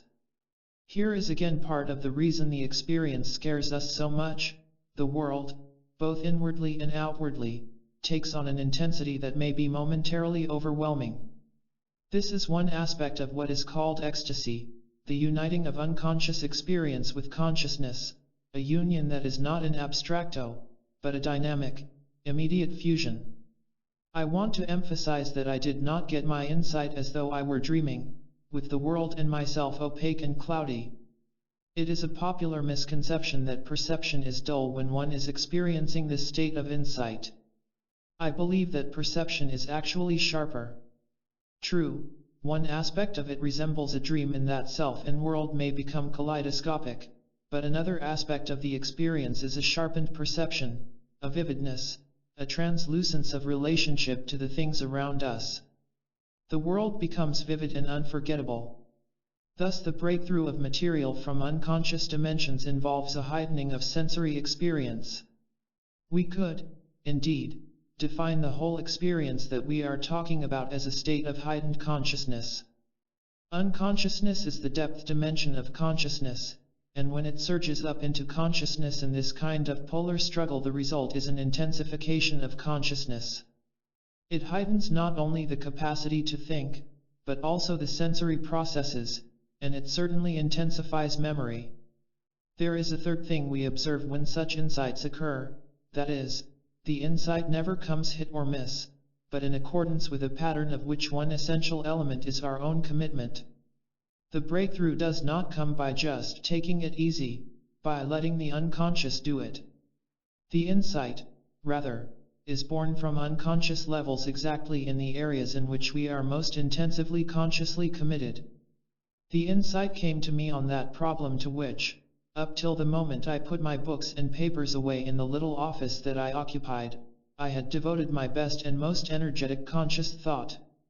The idea, the new form which suddenly becomes present, came in order to complete an incomplete gestalt with which I was struggling in conscious awareness. One can quite accurately speak of this incomplete gestalt, this unfinished pattern, this unformed form, as constituting the call that was answered by the unconscious. The fourth characteristic of this experience is that the insight comes at a moment of transition between work and relaxation. It comes at a break in periods of voluntary effort. My breakthrough came when I had put away my books and was walking toward the subway, my mind far away from that problem. It is as though intense application to the problem, thinking about it, struggling with it, starts and keeps the work process going, but some part of the pattern that is different from what I am trying to work out is struggling to be born. Hence the tension that is involved in creative activity. If we are too rigid, dogmatic, or bound to previous conclusions, we will, of course, never let this new element come into our consciousness. We will never let ourselves be aware of the knowledge that exists on another level within us. But the insight often cannot be born until the conscious tension, the conscious application, is relaxed. Hence the well-known phenomenon that the unconscious breakthrough requires the alternation of intense, conscious work and relaxation, with the unconscious insight often occurring, as in my case, at the moment of the shift. Albert Einstein once asked a friend of mine in Princeton, "Why is it I get my best ideas in the morning while I'm shaving?" My friend answered, as I have been trying to say here, that often the mind needs the relaxation of inner controls, needs to be freed in reverie or daydreaming, for the unaccustomed ideas to emerge. 4. Let us now consider the experience, more complex and richer than mine, of one of the great mathematicians of the late 19th and early 20th centuries, Jules-Henri Poincaré. In his autobiography, Poincaré tells us with admirable clarity how his new insights and new theories came to him, and he describes vividly the circumstances surrounding the occurrence of one breakthrough.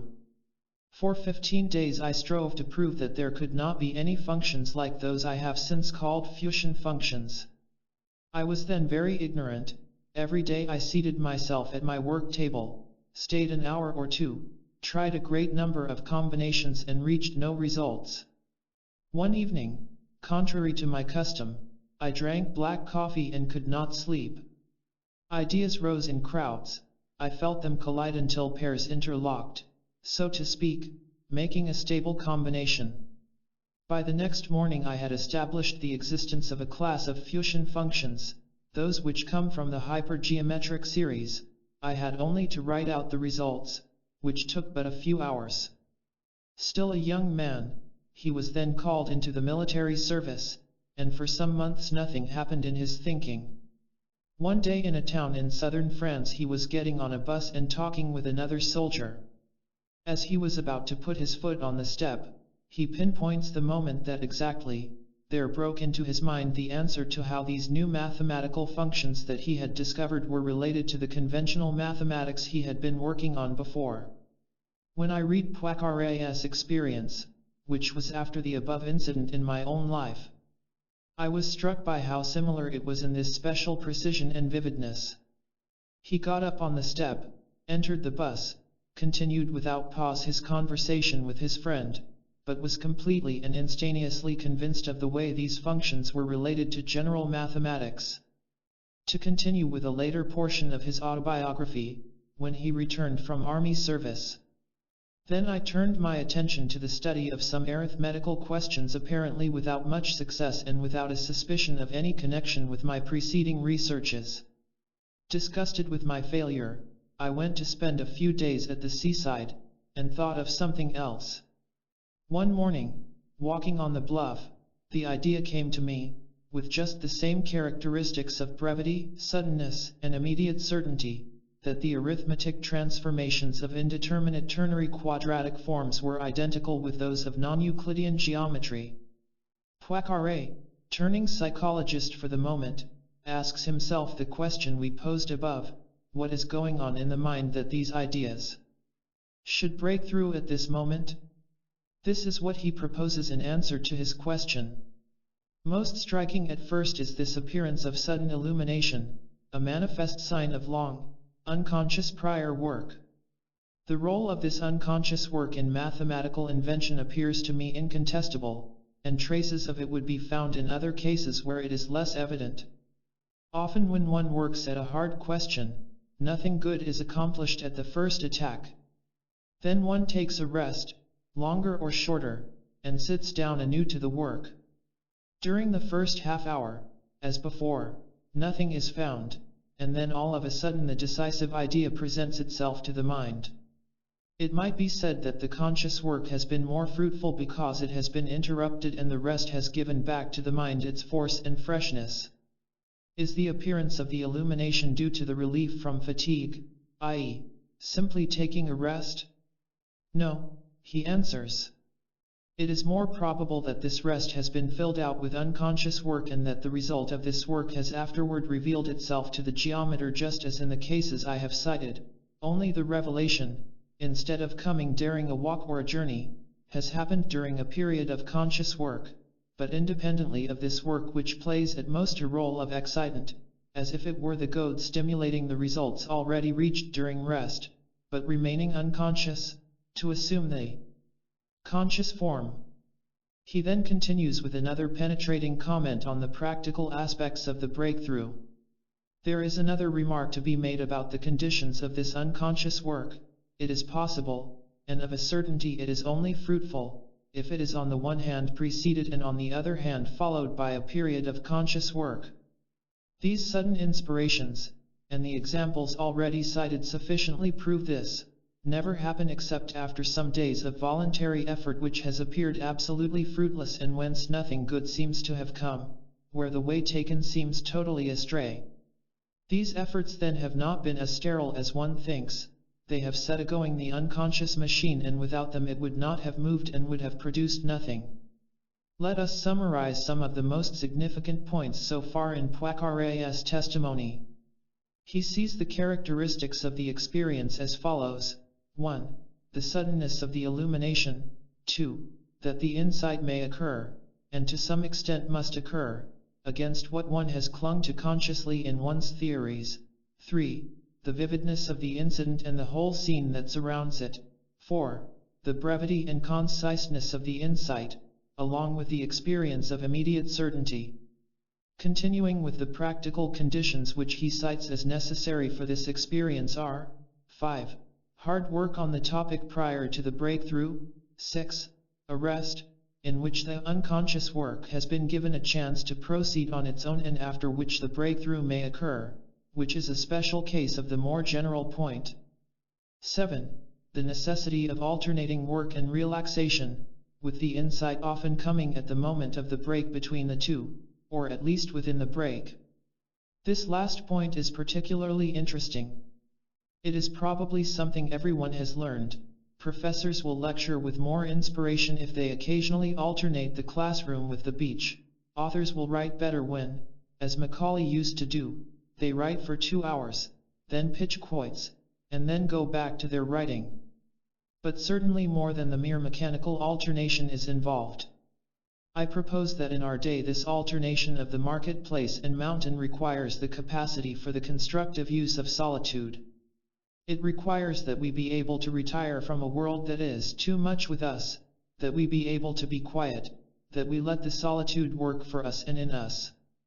It is a characteristic of our time that many people are afraid of solitude. To be alone is a sign one is a social failure, for no one would be alone if he or she could help it.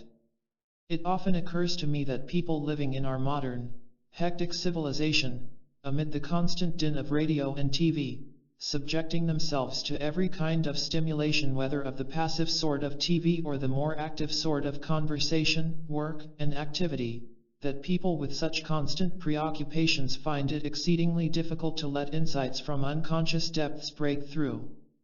Of course, when an individual is afraid of the irrational, that is, of the unconscious dimensions of experience, he tries to keep busiest, tries to keep most noise going on about him. The avoidance of the anxiety of solitude by constant agitated diversion is what Kierkegaard, in a nice simile, likened to the settlers in the early days of America who used to beat on pots and pans at night to make enough din to keep the wolves away.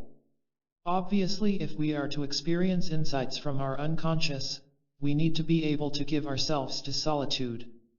Poincaré finally asks, what determines why a given idea comes through from the unconscious? Why this particular insight and not one of a dozen others? Is it because a particular insight is the answer which is empirically most accurate? No, he answers. Is it because it is the insight which will pragmatically work best? Again, no. What Poincaré proposes as the selective factor resulting in this given insight seems to me to be in some ways the most important and gripping point in his whole analysis. The useful combinations that come through from the unconscious are precisely the most beautiful, I mean those best able to charm this special sensibility that all mathematicians know, but of which the profane are so ignorant as often to be tempted to smile at it. Among the great numbers of combinations blindly formed by the subliminal self, almost all are without interest and without utility, but just for that reason they are also without effect upon the aesthetic sensibility. Consciousness will never know them, only certain ones are harmonious, and, consequently, at once useful and beautiful. They will be capable of touching this special sensibility of the geometer of which I have just spoken, and which, once aroused, will call our attention to them, and thus give them occasion to become conscious. This is why the mathematicians and physicists talk about the elegance of a theory. The utility is subsumed as part of the character of being beautiful. The harmony of an internal form, the inner consistency of a theory, the character of beauty that touches one's sensibilities, these are significant factors determining why a given idea emerges. As a psychoanalyst, I can only add that my experience in helping people achieve insights reveals the same phenomenon, that insights emerge not chiefly because they are rationally true or even helpful, but because they have a certain form, the form that is beautiful because it completes an incomplete gestalt. When this breakthrough of a creative insight into consciousness occurs, we have the subjective conviction that the form should be this way and no other way. It is characteristic of the creative experience that it strikes us as true, with the immediate certainty of Poincaré. And we think, nothing else could have been true in that situation, and we wonder why we were so stupid as not to have seen it earlier. The reason, of course, is that we were not psychologically ready to see it. We could not yet intend the new truth or creative form in art or scientific theory. We were not yet open on the level of intentionality. But the truth itself is simply there. This reminds us of what the Zen Buddhists keep saying, that at these moments is reflected and revealed a reality of the universe that does not depend merely on our own subjectivity, but is as though we only had our eyes closed and suddenly we open them and there it is, as simple as can be. The new reality has a kind of immutable, eternal quality. The experience that this is the way reality is and isn't it strange we didn't see it sooner may have a religious quality with artists. This is why many artists feel that something holy is going on when they paint, that there is something in the act of creating which is like a religious revelation. 5. We now consider some dilemmas which arise from the relation of the unconscious to techniques and machines. No discussion of creativity and the unconscious in our society can possibly avoid these difficult and important problems. We live in a world that has become mechanized to an amazingly high degree. Irrational unconscious phenomena are always a threat to this mechanization. Poets may be delightful creatures in the meadow or the garret, but they are menaces on the assembly line. Mechanization requires uniformity, predictability, and orderliness, and the very fact that unconscious phenomena are original and irrational is already an inevitable threat to bourgeois order and uniformity. This is one reason people in our modern Western civilization have been afraid of unconscious and irrational experience. For the potentialities that surge up in them from deeper mental wells simply don't fit the technology which has become so essential for our world. What people today do out of fear of irrational elements in themselves as well as in other people is to put tools and mechanics between themselves and the unconscious world. This protects them from being grasped by the frightening and threatening aspects of irrational experience. I am saying nothing whatever, I am sure it will be understood, against technology or techniques or mechanics in themselves. What I am saying is that the danger always exists that our technology will serve as a buffer between us and nature, a block between us and the deeper dimensions of our own experience. Tools and techniques ought to be an extension of consciousness, but they can just as easily be a protection from consciousness. Then tools become defense mechanisms, specifically against the wider and more complex dimensions of consciousness that we call the unconscious. Our mechanisms and technology then make us uncertain in the impulses of the spirit. As the physicist Heisenberg puts it, Western civilization since the Renaissance has centrally emphasized techniques and mechanics. Thus it is understandable that the creative impulses of ourselves and our forefathers, again since the Renaissance, should have been channeled into the making of technical things, creativity directed toward the advance and application of science. Such channeling of creativity into technical pursuits is appropriate on one level but serves as a psychological defense on a deeper level.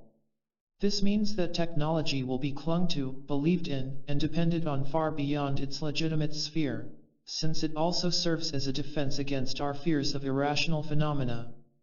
Thus the very success of technological creativity, and that its success is magnificent does not need to be heralded by me, is a threat to its own existence.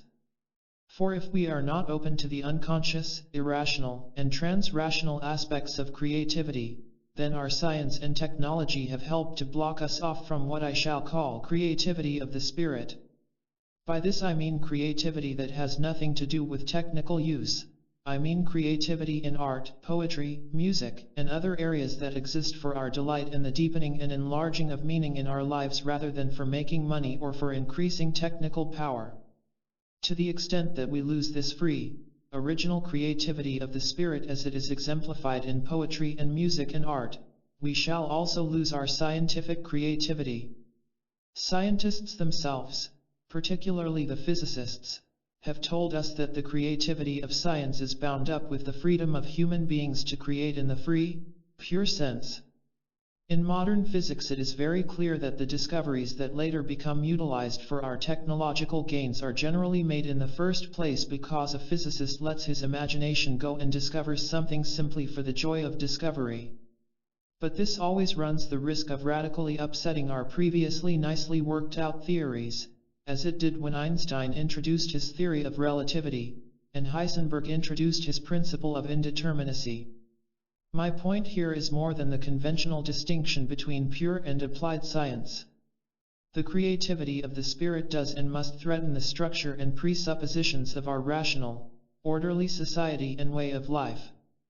Unconscious, irrational urges are bound by their very nature to be a threat to our rationality, and the anxiety we experience thereupon is inescapable. I am proposing that the creativity coming from the preconscious and unconscious is not only important for art and poetry and music, but is essential in the long run also for our science.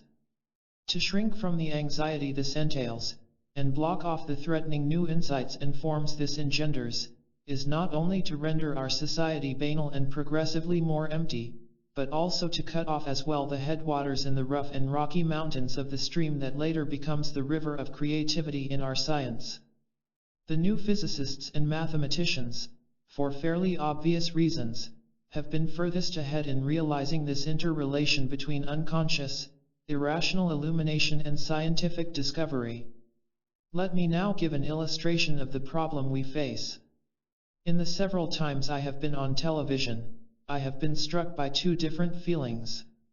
One was wonder at the fact that my words, spoken in the studio, could be delivered instantaneously into the living rooms of 500,000 people. The other was that whenever I got an original idea, whenever in these programs I began to struggle with some unformed, new concept, whenever I had an original thought that might cross some frontier of the discussion, at that point I was cut off. I have no resentment against MCs who do this. They know their business, and they realize that if what goes on in the program does not fit in the world of listeners all the way from Georgia to Wyoming, the viewers will get up, go to the kitchen, get a beer, come back, and switch on a Western. When you have the potentialities for tremendous mass communication, you inevitably tend to communicate on the level of the 500,000 people who are listening. What you say must have some place in their world, must at least be partly known to them. Inevitably, then, originality, the breaking of frontiers, the radical newness of ideas and images are at best dubious and at worst totally unacceptable. Mass communication, wonder as it may be technologically and something to be appreciated and valued, presents us with a serious danger, the danger of conformism, due to the fact that we all view the same things at the same time in all the cities of the country. This very fact throws considerable weight on the side of regularity and uniformity and against originality and freer creativity. 6. Just as the poet is a menace to conformity, he is also a constant threat to political dictators. He is always on the verge of blowing up the assembly line of political power. We have had powerful and poignant demonstrations of this in Soviet Russia. It appeared chiefly in the prosecution and purge of artists and writers under Stalin, who was pathologically anxious when faced with the threat that the creative unconscious posed to his political system. Indeed, some students believe that the present situation in Russia shows an ongoing struggle between rationality and what we have been calling free creativity. George Revy, in his introduction to the work of the Russian poet Yevgeny Yevtushenko, writes, "There is something about the poet and his poetic utterance that has a terrifying effect on some Russians, and especially on the authorities, be they Tsarist or Soviet. It is as though poetry were an irrational force which must be bridled and subjugated and even destroyed."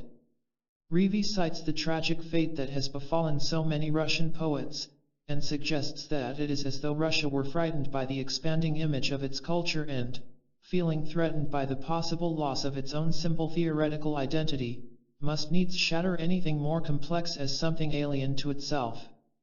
He feels that this may be due to an inherent strain of Puritanism, or to the reaction of an archaic form of despotic paternalism, or to the present painful effects of a too sudden transition from serfdom to industrialization.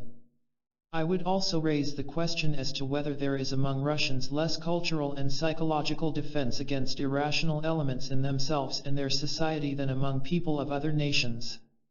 Don't Russians, in fact, live closer to irrational elements than the older European countries, and, therefore, being more threatened by untamed irrationality, have to make a greater effort to control it by regulation?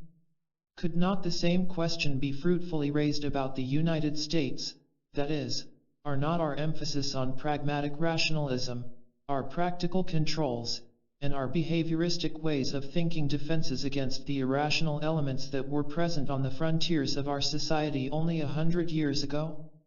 These irrational elements are always bursting out, often to our considerable embarrassment, in the prairie fires of revival movements of the 19th century, in the Ku Klux Klan, and in McCarthyism, to name mainly negative examples. But there is a special point I'd like to make here about preoccupation in the United States with behavior. The sciences of man in America are called behavioral sciences. The American Psychological Association's national television program was called Accent on Behavior, and our chief original and only extensive contribution to psychological schools is behaviorism, in contrast to the many European schools, psychoanalysis, Gestalt structuralism, existential psychology, etc. Practically all of us as children have heard, "Behave yourself." Behave. Behave. The relation between moralistic Puritanism and this preoccupation with behavior is by no means entirely fictitious or accidental. Is not our emphasis on behavior a carryover of our inherent strain of Puritanism, as Reeve suggests may be the case in Russia? I am, of course, entirely aware of the argument that we have to study behavior because that's the only thing that can be studied with any kind of objectivity. But this could well be, and I propose it is, a parochial prejudice raised to the level of a scientific principle. If we accept it as a presupposition, does it not lead to the greatest mistake of all, from the point of view of this chapter, namely, a denial by fiat of the significance of irrational, subjective activity by subsuming it under the guise of its external results? In any case, Reeve states that even though Stalin is dead, the situation of the poet in Russia is still precarious because the younger poets and some of the hitherto muzzled older poets have become more determined to express their real feelings and to interpret the truth as they see it. These poets have not only been condemning the corrupt substitution of falsehood for truth in Russia, but are trying to rejuvenate the language of Russian poetry by clearing it of political clichés and father images. During Stalinism this was condemned as ideological coexistence with the bourgeois world, and the poet was cut down for anything that seemed to endanger the closed, exclusive system of Soviet realism. The only trouble is, any kind of closed, exclusive system destroys poetry as it does all art. Reeve continues. In a speech pronounced in 1921, Alexander Blok, the great Russian poet, had argued that tranquility and freedom were essential to the poet in order to set harmony free. But he went on to say, the Soviet authorities also take away our tranquility and freedom. Not outward but creative tranquility. Not the childish do as you will, not the freedom to play the liberal, but the creative will, the secret freedom. And the poet is dying, because there is no longer anything to breathe. Life has lost its meaning from him. This is a powerful statement of my thesis, namely, that a sine qua non of creativity is the freedom of artists to give all the elements within themselves free play in order to open up the possibility of what Blok excellently calls the creative will. 11. The negative part of Blok's statement is true of poetry in Stalin's regime, and was in this country during the McCarthy period. This creative tranquility and this secret freedom are precisely what the dogmatists cannot tolerate. Stanley Kunitz believes the poet is inevitably the adversary of the state. The poet, he says, is a witness to the possibility of revelation. This the politically rigid cannot stand. Dogmatists of all kinds, scientific, economic, moral, as well as political, are threatened by the creative freedom of the artist. This is necessarily and inevitably so. We cannot escape our anxiety over the fact that the artists, together with creative persons of all sorts, are the possible destroyers of our nicely ordered systems. For the creative impulse is the speaking of the voice and the expressing of the forms of the preconscious and unconscious, and this is, by its very nature, a threat to rationality and external control. The dogmatists then try to take over the artist. The Church, in certain periods, harnessed him to prescribed subjects and methods. Capitalism tries to take over the artist by buying him. And Soviet realism tried to do so by social proscription. The result, by the very nature of the creative impulse, is fatal to art. If it were possible to control the artist, and I do not believe it is, it would mean the death of art. 4. Creativity and encounter. I wish to propose a theory and to make some remarks about it, arising largely out of my contacts and discussions with artists and poets. The theory is, creativity occurs in an act of encounter and is to be understood with this encounter as its center. Cézanne sees a tree. He sees it in a way no one else has ever seen it. He experiences, as he no doubt would have said, being grasped by the tree. The arching grandeur of the tree, the mothering spread, the delicate balance as the tree grips the earth, all these and many more characteristics of the tree are absorbed into his perception and are felt throughout his nervous structure. These are part of the vision he experiences. This vision involves an omission of some aspects of the scene and a greater emphasis on other aspects and the ensuing rearrangement of the whole, but it is more than the sum of all these. Primarily it is a vision that is now not tree, but tree. The concrete tree Cezanne looked at is formed into the essence of tree. However original and unrepeatable his vision is, it is still a vision of all trees triggered by his encounter with this particular one. The painting that issues out of this encounter between a human being, Cezanne, and an objective reality, the tree, is literally new, unique, and original. Something is born, comes into being, something that did not exist before, which is as good a definition of creativity as we can get. Thereafter everyone who looks at the painting with intensity of awareness and lets it speak to him or her will see the tree with the unique powerful movement, the intimacy between the tree and the landscape, and the architectural beauty which literally did not exist in our relation with trees until Cezanne experienced and painted them. I can say without exaggeration that I never really saw a tree until I had seen and absorbed Cezanne's paintings of them. 1. The very fact that the creative act is such an encounter between two poles is what makes it so hard to study. It is easy enough to find the subjective pole, the person, but it is much harder to define the objective pole, the world or reality.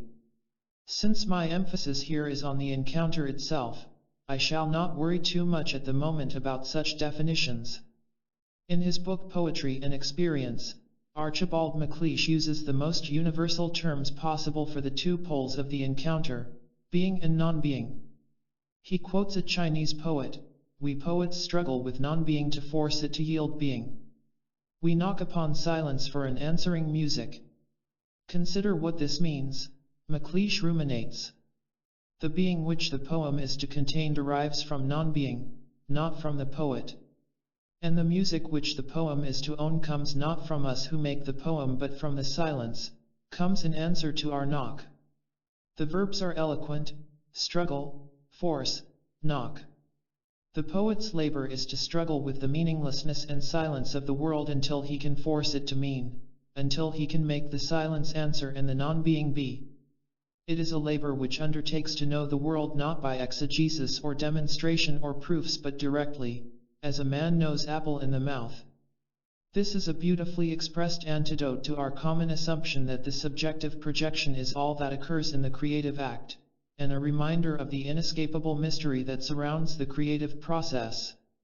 The vision of the artist or the poet is the intermediate determinant between the subject, the person, and the objective pole, the world waiting to be. It will be non-being until the poet's struggle brings forth an answering meaning. The greatness of a poem or a painting is not that it portrays the thing observed or experienced, but that it portrays the artist's or the poet's vision cued off by his encounter with the reality.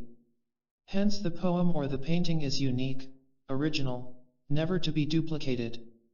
No matter how many times Monet returned to paint the cathedral at Rouen, each canvas was a new painting expressing a new vision.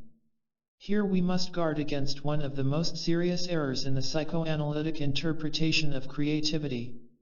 This is the attempt to find something within the individual which is then projected onto the work of art, or some early experience which is transferred to the canvas or written into the poem. Obviously, early experiences play exceedingly important roles in determining how artists will encounter their world. But these subjective data can never explain the encounter itself. Even in the cases of abstract artists, where the process of painting seems most subjective, the relationship between being and non-being is certainly present and may be sparked by the artist's encountering the brilliant colors on the palette or the inviting rough whiteness of the canvas. Painters have described the excitement of this moment. It seems like a reenactment of the creation story, with being suddenly becoming alive and possessing a vitality of its own.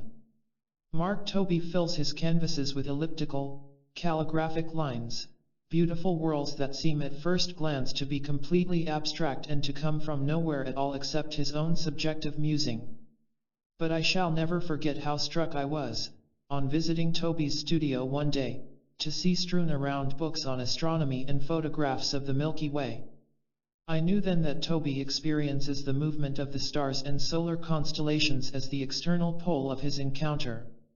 The receptivity of the artist must never be confused with passivity. Receptivity is the artist's holding him or herself alive and open to hear what being may speak. Such receptivity requires a nimbleness, a fine-honed sensitivity in order to let oneself be the vehicle of whatever vision may emerge. It is the opposite of the authoritarian demands impelled by willpower. I am quite aware of all the jokes that appear in the New Yorker and elsewhere showing the artist sitting disconsolately in front of the easel, brush in passive hand, waiting for the inspiration to come. But an artist's waiting, funny as it may look in cartoons, is not to be confused with laziness or passivity. It requires a high degree of attention, as when a diver is poised on the end of the springboard, not jumping but holding his or her muscles in sensitive balance for the right second. It is an active listening, keyed to hear the answer, alert to see whatever can be glimpsed when the vision or the words do come. It is a waiting for the birthing process to begin to move in its own organic time. It is necessary that the artist have this sense of timing, that he or she respect these periods of receptivity as part of the mystery of creativity and creation. 2. A remarkable example of the creative encounter is given in the small book written by James Lord in recounting his experience of posing for Alberto Giacometti. Having been friends for some time, these two men could be entirely open with each other. Lord often made notes directly after the posing session of what Giacometti had said and done, and out of them he has put together this valuable monograph about the experience of encounter that occurs in creativity. He reveals, first, the great degree of anxiety and agony that the encounter generated in Giacometti. When Lord would arrive at the studio for his sitting, Giacometti would often disconsolately occupy himself half an hour or more doing odds and ends with his sculpture, literally afraid to start on the painting. When he did bring himself to get into the painting, the anxiety became overt. At one point, writes Lord, Giacometti started gasping and stamping his foot. "Your head is going away," he exclaimed. "It's going away completely." "It will come back again," I said. He shook his head. "Not necessarily. Maybe the canvas will become completely empty. And then what will become of me? I'll die of it." He reached into his pocket, pulled out his handkerchief, stared at it for a moment, as though he didn't know what it was, then with a moan threw it onto the floor. Suddenly he shouted very loudly, "I shriek. I scream."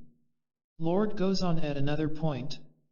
To talk to his model while he is working distracts him, I think, from the constant anxiety which is a result of his conviction that he cannot hope to represent on the canvas what he sees before him. This anxiety often bursts forth in the form of melancholy gasps, furious expletives, and occasional loud cries of rage and slash or distress. He suffers. There is no doubt about it. Giacometti is committed to his work in a particularly intense and total way. The creative compulsion is never wholly absent from him, never leaves him a moment of complete peace. So intense is the encounter that he often identifies the painting on the easel with the actual flesh and blood person posing. One day his foot accidentally struck the catch that holds the easel shelf at the proper level, which caused the canvas to fall abruptly for a foot or two. "Oh, excuse me," he said. I laughed and observed that he'd excused himself as though he'd caused me to fall instead of the painting. "That's exactly what I did feel," he answered. In Giacometti this anxiety was associated, as it was in his revered Cezanne, with a great deal of self-doubt. In order to go on, to hope, to believe that there is some chance of his actually creating what he ideally visualizes, he is obliged to feel that it is necessary to start his entire career over again every day, as it were, from scratch. He often feels that the particular sculpture or painting on which he happens to be working at the moment is that one which will for the very first time express what he subjectively experiences in response to an objective reality. Lord correctly assumes that the anxiety is related to the gap between the ideal vision that the artist is trying to paint and the objective results. Here he discusses the contradiction that every artist experiences. This fundamental contradiction, arising from the hopeless discrepancy between conception and realization, is at the root of all artistic creation, and it helps explain the anguish which seems to be an unavoidable component of that experience. Even as happy an artist as Renoir was not immune to it. What meant something, what alone existed with a life of its own, was his Giacometti's indefatigable, interminable struggle via the act of painting to express in visual terms a perception of reality that had happened to coincide momentarily with my head, which Giacometti was then trying to paint. To achieve this was of course impossible, because what is essentially abstract can never be made concrete without altering its essence. But he was committed, he was, in fact, condemned to the attempt, which at times seemed rather like the task of Sisyphus. One day Lord happened to see Giacometti in a cafe. And, indeed, miserable was what he did seem to be. This, I thought, was the true Giacometti, sitting alone at the back of a cafe, oblivious to the admiration and recognition of the world, staring into a void from which no solace could come, tormented by the hopeless dichotomy of his ideal, yet condemned by that helplessness to struggle as long as he lived to try to overcome it. What consolation was it that the newspapers of many countries spoke of him, that museums everywhere exhibited his works, that people he would never know knew and admired him? None. None at all. When we see the intimate feelings and inner experiences of an eminent artist like Giacometti, we smile at the absurd talk in some psychotherapeutic circles of adjusting people, making people happy, or training out of them by simple behavior modification techniques all pain and grief and conflict and anxiety. How hard for humankind to absorb the deeper meaning of the myth of Sisyphus, to see that success and applause are the bitch goddesses we always secretly knew they were. To see that the purpose of human existence in a man like Giacometti has nothing whatever to do with reassurance or conflict-free adjustment. Giacometti was rather devoted, condemned, to use Lord's fitting term, to the struggle to perceive and reproduce the world around him through his own vision of being human. He knew there was no other alternative for him. This challenge gave his life meaning. He and his kind seek to bring their own visions of what it means to be human, and to see through that vision to a world of reality, however ephemeral, however consistently that reality vanishes each time you concentrate on it. How absurd are the rationalistic assumptions that all one has to do is to remove from the world its curtains of superstition and ignorance, and there suddenly will be reality, pristine and pure. Giacometti sought to see reality through his ideal vision. He sought to find the ground forms, the basic structure of reality, below the strewn surface of the arena where bitch goddesses cavort. He could not escape devoting himself unstintingly to the question, is there some place where reality speaks our language, where it answers us if we but understand the hieroglyphics? He knew the rest of us would be no more successful than he was in finding the answer, but we have his contribution to work with, and thus we are helped. 3. Out of the encounter is born the work of art. This is true not only of painting, but of poetry and other forms of creativity. W. H. Auden once remarked to me in private conversation, the poet marries the language, and out of this marriage the poem is born. How active this makes language in the creation of a poem. It is not that language is merely a tool of communication, or that we only use language to express our ideas. It is just as true that language uses us. Language is the symbolic repository of the meaningful experience of ourselves and our fellow human beings down through history, and, as such, it reaches out to grasp us in the creating of a poem. We must not forget that the original Greek and Hebrew words meaning to know meant also to have sexual relations. One reads in the Bible, Abraham knew his wife and she conceived. The etymology of the term demonstrates the prototypical fact that knowledge itself, as well as poetry, art, and other creative products, arises out of the dynamic encounter between subjective and objective poles. The sexual metaphor indeed expresses the importance of encounter. In sexual intercourse, the two persons encounter each other, they withdraw partially to unite with each other again, experiencing every nuance of knowing, not knowing, in order to know each other again. The man becomes united with the woman and the woman with the man, and the partial withdrawal can be seen as the expedient by which both have the ecstatic experience of being filled again. Each is active and passive in his and her way. It is a demonstration that the process of knowing is what is important. If the male simply rests within the woman, nothing will happen beyond the prolonging of the wonder of the intimacy. It is the continuous experiencing of encounter and re-encounter that is the significant happening from the viewpoint of ultimate creativity. Sexual intercourse is the ultimate intimacy of two beings in the fullest and richest encounter possible. It is highly significant that this is the experience that is also the highest form of creativity in the respect that it can produce a new being. The particular forms the offspring take in poems, drama, and the plastic arts are symbols and myths. Symbols, like Cézanne's tree, or myths, like that of Oedipus, express the relationship between conscious and unconscious experience, between one's individual present existence and human history. Symbol and myth are the living, immediate forms that emerge from encounter, and they consist of the dialectic interrelationship, the living, active, continuous mutual influence in which any change in one is bound to bring a change in the other, of subjective and objective poles. They are born out of the heightened consciousness of the encounter we are describing, and they have their power to grasp us because they require from us and give us an experience of heightened consciousness. Thus in the history of culture artistic discovery precedes other forms. As Sir Herbert Reed puts it, on the basis of this artistic activity, a symbolic discourse becomes possible, and religion, philosophy and science follow as consequent modes of thought. This is not to say that reason is the more civilized form and art the more primitive one, in a pejorative sense, an egregious error unfortunately often found in our rationalistic Western culture. This is, rather, to say that the creative encounter in the art form is total, it expresses a wholeness of experience, and science and philosophy abstract partial aspects for their subsequent study.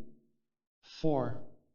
One distinguishing characteristic of the encounter is the degree of intensity, or what I would call passion. I am not referring here to the quantity of emotion. I mean a quality of commitment, which may be present in little experiences, such as a brief glance out the window at a tree, that do not necessarily involve any great quantity of emotion. But these temporally brief experiences may have a considerable significance for the sensitive person, here viewed as the person with a capacity for passion. Hans Hofmann, venerable dean of abstract painters in this country and one of our most expert and experienced teachers, remarked that art students these days have a great deal of talent but that they lack passion or commitment. Hofmann went on to say, interestingly enough, that his men students get married early for reasons of security and become dependent on their wives, and that often it is only through their wives that he, as their teacher, can draw out their talent. The fact that talent is plentiful but passion is lacking seems to me to be a fundamental facet of the problem of creativity in many fields today, and our ways of approaching creativity by evading the encounter have played directly into this trend. We worship technique, talent, as a way of evading the anxiety of the direct encounter. Kierkegaard understood this so well. The present writer, he wrote about himself, can easily foresee his fate in an age when passion has been obliterated in favor of learning, in an age when an author who wants to have readers must take care to write in such a way that the book can easily be perused during the afternoon nap. 5. At this point we see the inadequacy of the concept commonly used in psychoanalytic circles to explain creativity, regression in the service of the ego. In my own endeavors to understand creative people in psychoanalysis and to understand the creative act in general, I find this theory unsatisfactory. This is not only because of its negative character, but chiefly because it proposes a partial solution that diverts us from the center of the creative act and therefore away from any full understanding of creativity. In supporting the theory of regression in the service of the ego, Ernest Chris cites the work of the minor poet A. E. Housman, who, in his autobiography, describes his way of writing poetry as follows. After a full morning of teaching classes in Latin at Oxford, Houseman would have lunch, with which he would drink a pint of beer, and would then take a walk. And in this somnambulistic mood, his poems would come to him. Chris, in line with this theory, correlates passiveness and receptivity with creativity. It is true that most of us find an appeal in such lines of Houseman. Be still, my soul, be still. The arms you bear are brittle. And the appeal does call forth a nostalgic, regressive mood in us as readers as well as, ostensibly, in Houseman himself. I grant, thus, that creativity often seems to be a regressive phenomenon, and does bring out archaic, infantile, unconscious psychic contents in the artist. But is this not parallel to what Poincaré points out when he discusses how his insights come in periods of rest after his great labors? He specifically cautions us not to assume that it is the rest that produces the creativity. The rest, or regression, only serves to release the person from his or her intense efforts and the accompanying inhibitions, so that the creative impulse can have free rein to express itself. When the archaic elements in a poem or a picture have genuine power to move others, and when they have a universality of meaning, that is, when they are genuine symbols, it is because some encounter is occurring on a more basic, comprehensive level. If, however, we take as a contrast some lines from one of the major poets of our day, William Butler Yeats, we find a quite different mood. In The Second Coming, Yeats describes modern man's condition. Things fall apart, the center cannot hold, mere anarchy is loosed upon the world. He then tells us what he sees. The second coming. Hardly are those words out when a vast image troubles my sight, somewhere in sands of the desert a shape with lion body and the head of a man. A gaze blank and pitiless as the sun, is moving its slow thighs. And what rough beast, its hour come round at last, slouches towards Bethlehem to be born? What tremendous power in this last symbol! It is a new revelation, with beauty but with terrible meaning in relation to the situation in which we modern human beings find ourselves. The reason Yeats has such power is that he writes out of an intensity of consciousness that includes archaic elements because they are part of him, as they are of every person, and will emerge in any intensely aware moment. But the symbol has its power precisely from the fact that it is an encounter that also includes the most dedicated and passionate intellectual effort. In writing this poem, Yeats was receptive, but by no stretch of the imagination passive. The poet's labor, MacLeish tells us, is not to wait until the cry gathers of itself in his own throat. Obviously, poetic and creative insights of all sorts come to us in moments of relaxation. They come not haphazardly, however, but come only in those areas in which we are intensively committed and on which we concentrate in our waking, conscious experience. It may be, as we have said, that the insights can break through only in moments of relaxation, but to say this is to describe how they come rather than to explain their genesis. My poet friends tell me that if you want to write poetry, or even read it, the hour after a full lunch and a pint of beer is just the time not to pick. Choose rather the moments in which you are capable of your highest, most intense consciousness. If you write poetry during your afternoon nap, it will be perused that way. The issue here is not simply which poets you happen to like. It is much more basic, namely, the nature of the symbols and myths that are born in the creative act. Symbol and myth do bring into awareness infantile, archaic dreads, unconscious longings, and similar primitive psychic content. This is their regressive aspect. But they also bring out new meaning, new forms, and disclose a reality that was literally not present before, a reality that is not merely subjective but has a second pole which is outside ourselves. This is the progressive side of symbol and myth. This aspect points ahead. It is integrative. It is a progressive revealing of structure in our relation to nature and our own existence, as the French philosopher Paul Ricoeur so well states. It is a road to universals beyond discrete personal experience. It is this progressive aspect of symbols and myths that is almost completely omitted in the traditional Freudian psychoanalytic approach. This heightened consciousness, which we have identified as characteristic of the encounter, the state in which the dichotomy between subjective experience and objective reality is overcome and symbols which reveal new meaning are born, is historically termed ecstasy. Like passion, ecstasy is a quality of emotion, or, more accurately, a quality of relationship one side of which is emotional, rather than a quantity. Ecstasy is a temporary transcending of the subject-object dichotomy. It is interesting that in psychology we dodge that problem, Maslow's work on the peak experience being a notable exception. Or, when we do speak of ecstasy we are implicitly pejorative or assume that it is neurotic. The experience of encounter also brings with it anxiety. I need not remind you, after our discussion of Giacometti's experience, of the fear and trembling of artists and creative people in their moments of creative encounter. The myth of Prometheus is the classical expression of this anxiety. W. H. Auden once remarked that he always experiences anxiety when he writes poetry except when he is playing. Playing may be defined as encounter in which anxiety is temporarily bracketed. But in mature creativity, anxiety must be confronted if the artist, and the rest of us who benefit from his work later on, is to experience the joy in the creative work. I am impressed by Frank Barron's studies of creative persons in Art and Science 11, for he shows them directly confronting their anxiety. Barron designated his creative persons as those who were recognized by their peers as having made distinguished contributions to their field. He showed them as well as a control group of normal people a series of Rorschach-like cards, some of which had orderly, systematic designs on them and others disorderly, unsymmetrical, and chaotic designs. The normal people selected the orderly, symmetrical cards as the designs they liked the most. They liked their universe to be in shape. But the creative persons selected the chaotic, disorderly cards.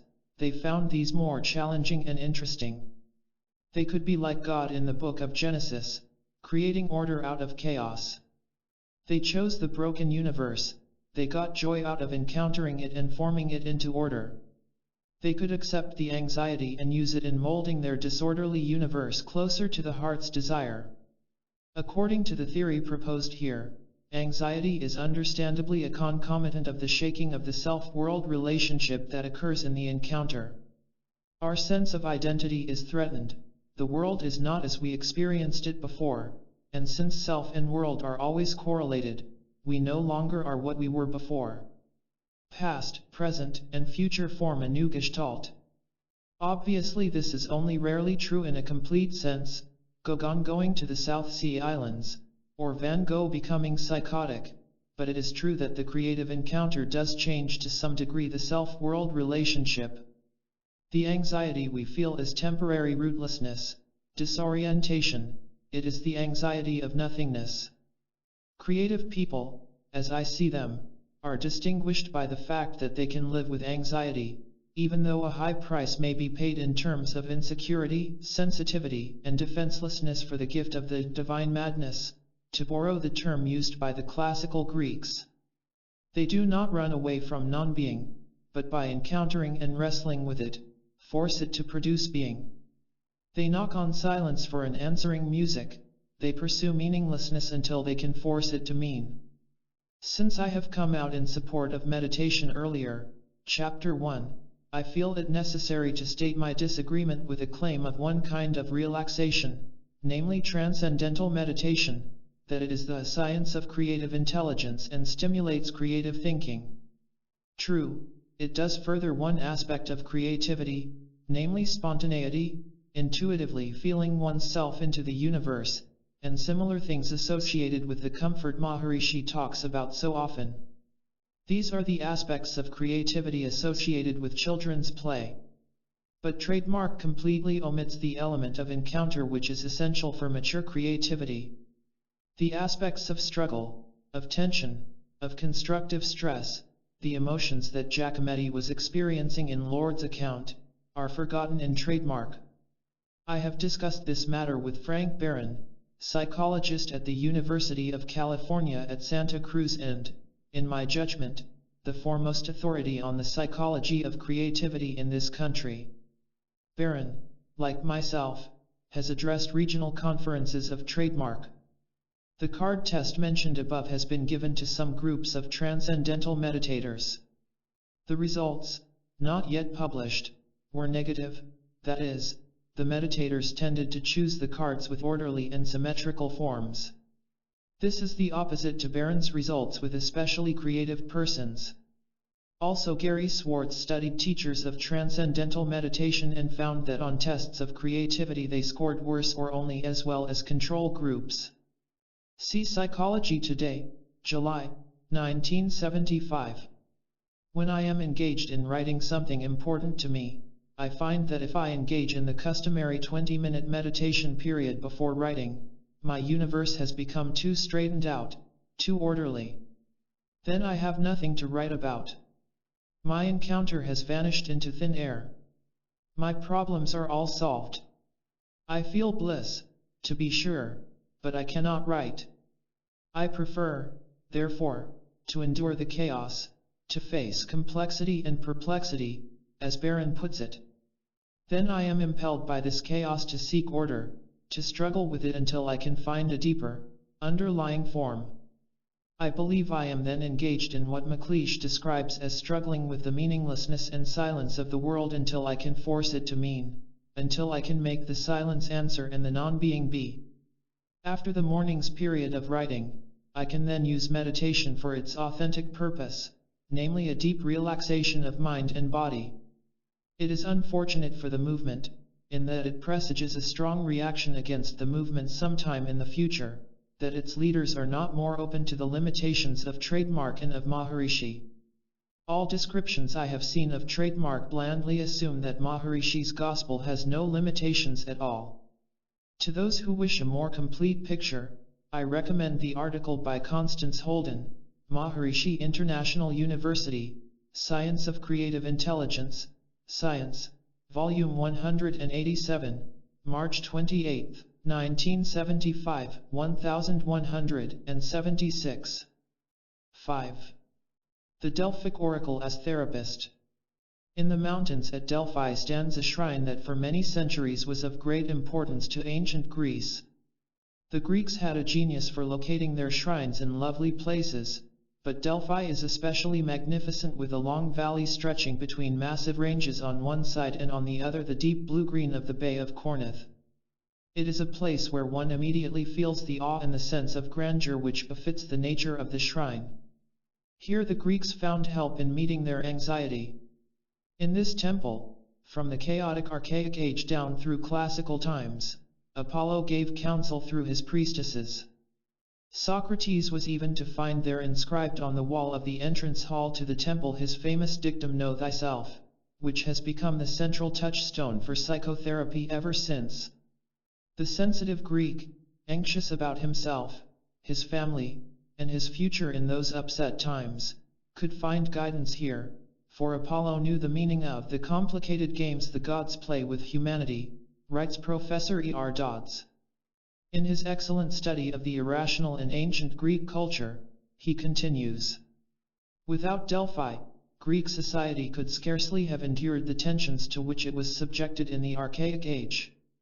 The crushing sense of human ignorance and human insecurity, the dread of divine thenos, the dread of miasma, the accumulated burden of these things would have been unendurable without the assurance which such an omniscient divine counselor could give, the assurance that behind the seeming chaos there was knowledge and purpose.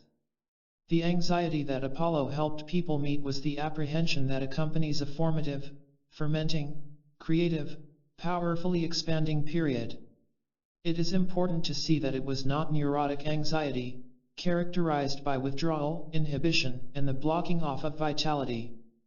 The archaic period in ancient Greece was the time of emergence and vital growth fraught with distress that resulted from the chaos of expanding outer and inner limits. The Greeks were experiencing the anxiety of new possibilities, psychologically, politically, aesthetically, and spiritually. These new possibilities, and the anxiety that always accompanies such challenges, were forced upon them whether they wished it or not.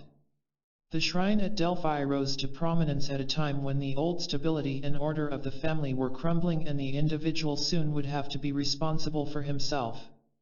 In Homeric Greece, Odysseus' wife Penelope and son Telemachus could oversee the estate whether Odysseus was there or at the wars in Troy or tossed for 10 years on the wine-dark sea.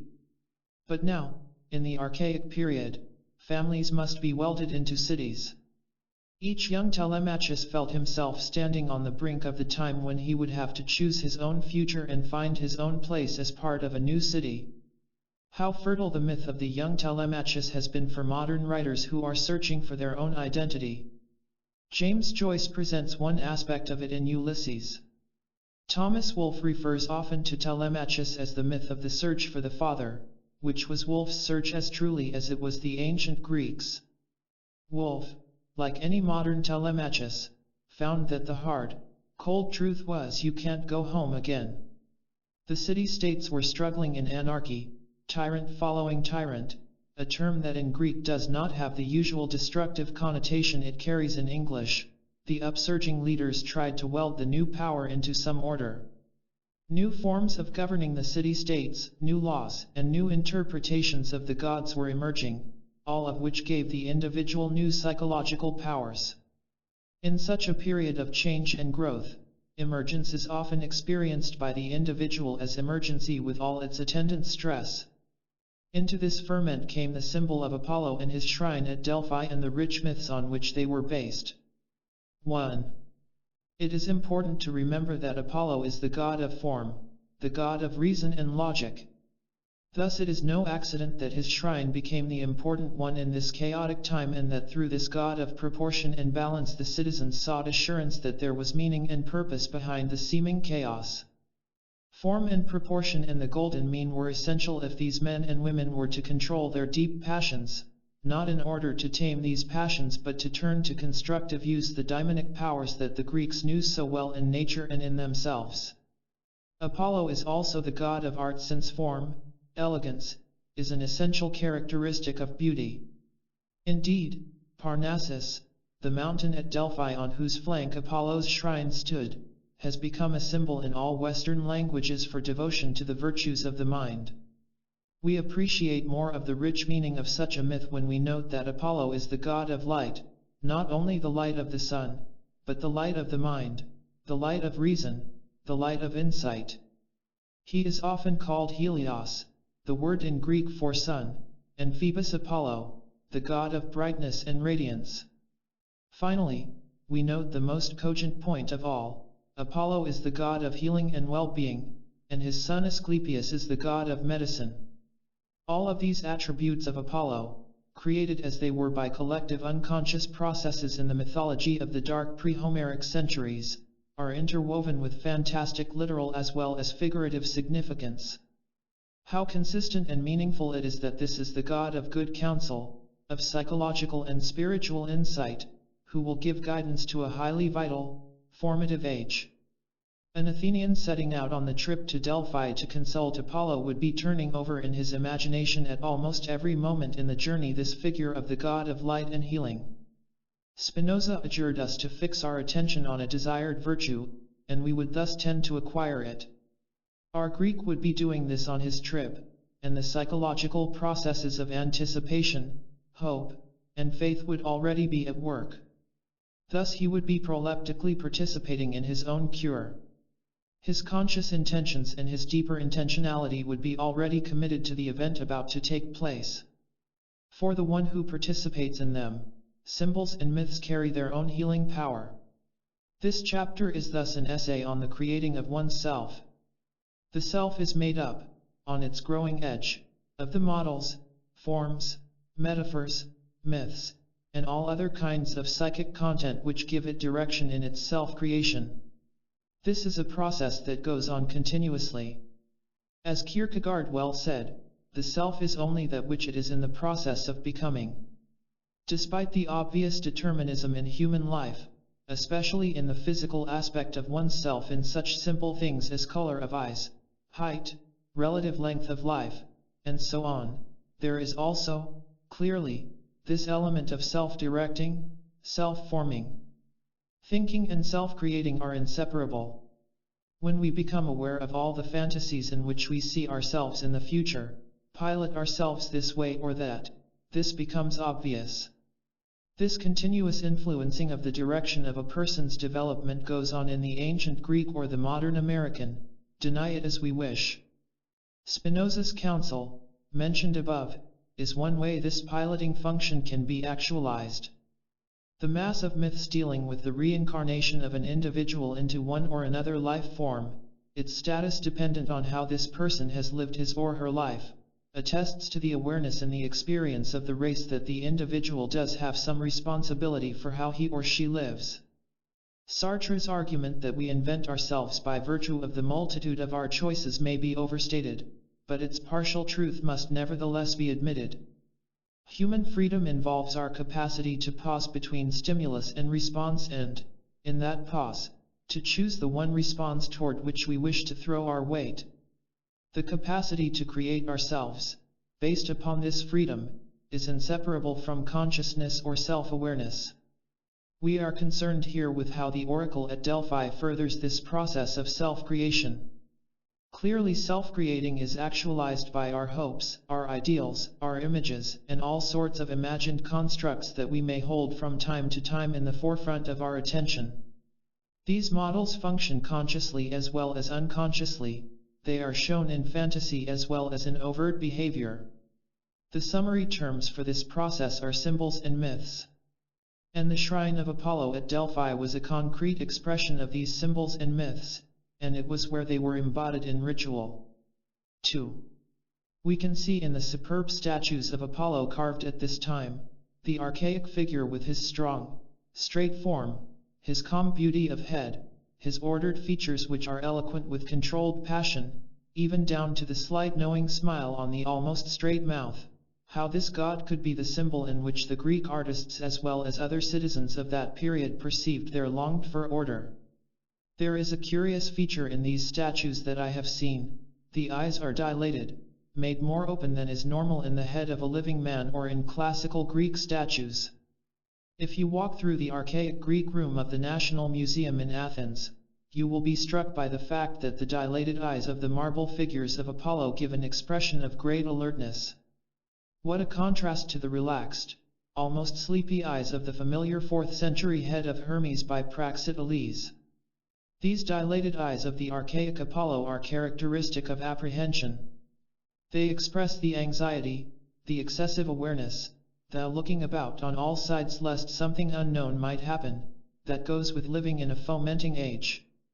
There is a remarkable parallel between these eyes and the eyes in the figures Michelangelo painted in another formative period, the Renaissance. Almost all of Michelangelo's human beings, powerful and triumphant as they appear at first glance, have, on closer inspection, the dilated eyes which are a telltale sign of anxiety. And as if to demonstrate that he is expressing the inner tensions not only of his age but of himself as a member of his age, Michelangelo in his self-portraits paints eyes that are again markedly distended in the way that is typical of apprehension. The poet Rilke also was struck by Apollo's prominent eyes with their quality of seeing deeply. In his archaic torso of Apollo, he speaks of his legendary head in which the eyeballs ripened, and then continues. But his torso still glows like a candelabrum in which his gaze, only turned low, holds and gleams. Else could not the curve of the breast blind you, nor in the slight turn of the loins could a smile be running to that middle, which carried procreation. Else would this stone be standing maimed and short under the shoulder's translucent plunge, nor flimmering like the fell of beasts of prey, nor breaking out of all its contours like a star, for there is no place that does not see you. You must change your life. In this vivid picture we note how well Rilke catches the essence of controlled passion, not inhibited or repressed passion, as was to be the goal during the later Hellenistic age of the Greek teachers who had become afraid of vital drives. What a far cry is Rilke's interpretation from Victorian inhibition and repression of drives. These early Greeks, who wept and made love and killed with zest, gloried in passion and eros in the daimonic. Persons in therapy nowadays, considering the strange spectacle in ancient Greece, remark on the fact that it is the strong person like Odysseus or Achilles who weeps. But the Greeks knew also that these drives had to be directed and controlled. It was the essence, they believed, of a man of virtue, irate, that he choose his passions rather than be chosen by them. In this lies the explanation of why they did not need to go through the self-castrating practice of denying eros and the daimonic, as modern Western man does. The sense of the archaic period is shown even in Rilke's curious last sentence, which seems at first, but only at first, to be a non sequitur: you must change your life. This is the call of passionate beauty, the demand that beauty makes on us by its very presence that we also participate in the new form. Not at all moralistic, the call has nothing whatever to do with right or wrong. It is nevertheless an imperious demand which grasps us with the insistence that we take into our own lives this new harmonious form. 3. How the oracle of Apollo functioned and where the advice it gave came from are, of course, fascinating questions. But unfortunately little seems to be known on this subject. The shrine was veiled in secrecy. Those who directed it could not only give counsel to others but could also keep their own. Plato tells us that a prophetic madness overcame the Pythia, the priestess who served in the temple as mouthpiece for Apollo. From this madness there emerged some creative insight, so Plato believed, which represented deeper than normal levels of consciousness. It is to their madness, he writes in his Phaedrus, that we owe the many benefits that the Pythia of Delphi and the priestesses of Dodona were able to bestow upon Greece both privately and in public life, for when they were in their right minds their achievements amounted to little or nothing, for this is a clear statement of one side of a controversy that has raged through human history about the source of inspiration. To what extent does creativity come from madness? Apollo spoke in the first person through the Pythia. Her voice changed and became husky, throaty, and quavering like that of a modern medium. The god was said to enter her at the very moment of her seizure, or enthusiasm, as the root of that term, entheo, in God, literally suggests. Before the séance the priestess went through several ritualistic acts, such as special bathing and perhaps drinking from a sacred spring, presumably with the customary autosuggestive effects. But the oft-repeated statement that she breathed vapors issuing from a fissure in the rocks of the shrine which induced a hypnotic effect is disposed of summarily by Professor Dodds. As for the famous vapors to which the Pythia's inspiration was once confidently ascribed, they are a Hellenistic invention. Plutarch, who knew the facts, saw the difficulties of the vapor theory, and seems finally to have rejected it altogether, but like the Stoic philosophers, 19th century scholars seized with relief on a nice solid materialist explanation. Dodds goes on to remark pithily that less has been heard of this theory since the French excavations showed that there are today no vapors, and no chasm from which vapors could once have come. 6. Obviously such explanations are needless in view of the present-day evidence of anthropology and abnormal psychology. The Pythian priestesses themselves seem to be simple, uneducated women. Plutarch tells of one who was the daughter of a peasant. But modern scholars have a high respect for the intelligence system of the oracle. The decisions of Delphi showed sufficient signs of a consistent policy to convince scholars that human intelligence, intuition, and insight did play a decisive role in the process. Although Apollo committed some notorious blunders in his predictions and advice, especially during the Persian Wars, the Greeks, with an attitude like many people in psychotherapy have toward their therapist today, forgave him evidently because of the useful advice and help he had given at other times. The point that interests us most is the function of the shrine as a communal symbol that had the power to draw out the preconscious and unconscious collective insights of the Greeks. Delphi's communal, collective aspect had a sound foundation. The shrine was originally devoted to the earth goddesses before being dedicated to Apollo. Also it is collective in the sense that Dionysus, Apollo's opposite, was also a strong influence at Delphi. Greek vases show Apollo, presumably at Delphi, grasping Dionysus' hand. Plutarch does not exaggerate much when he writes, as regards the Delphic oracle, the part played by Dionysus was no less than Apollo's. Any genuine symbol, with its accompanying ceremonial rite, becomes the mirror that reflects insights, new possibilities, new wisdom, and other psychological and spiritual phenomena that we do not dare experience on our own. We cannot for two reasons. The first is our own anxiety.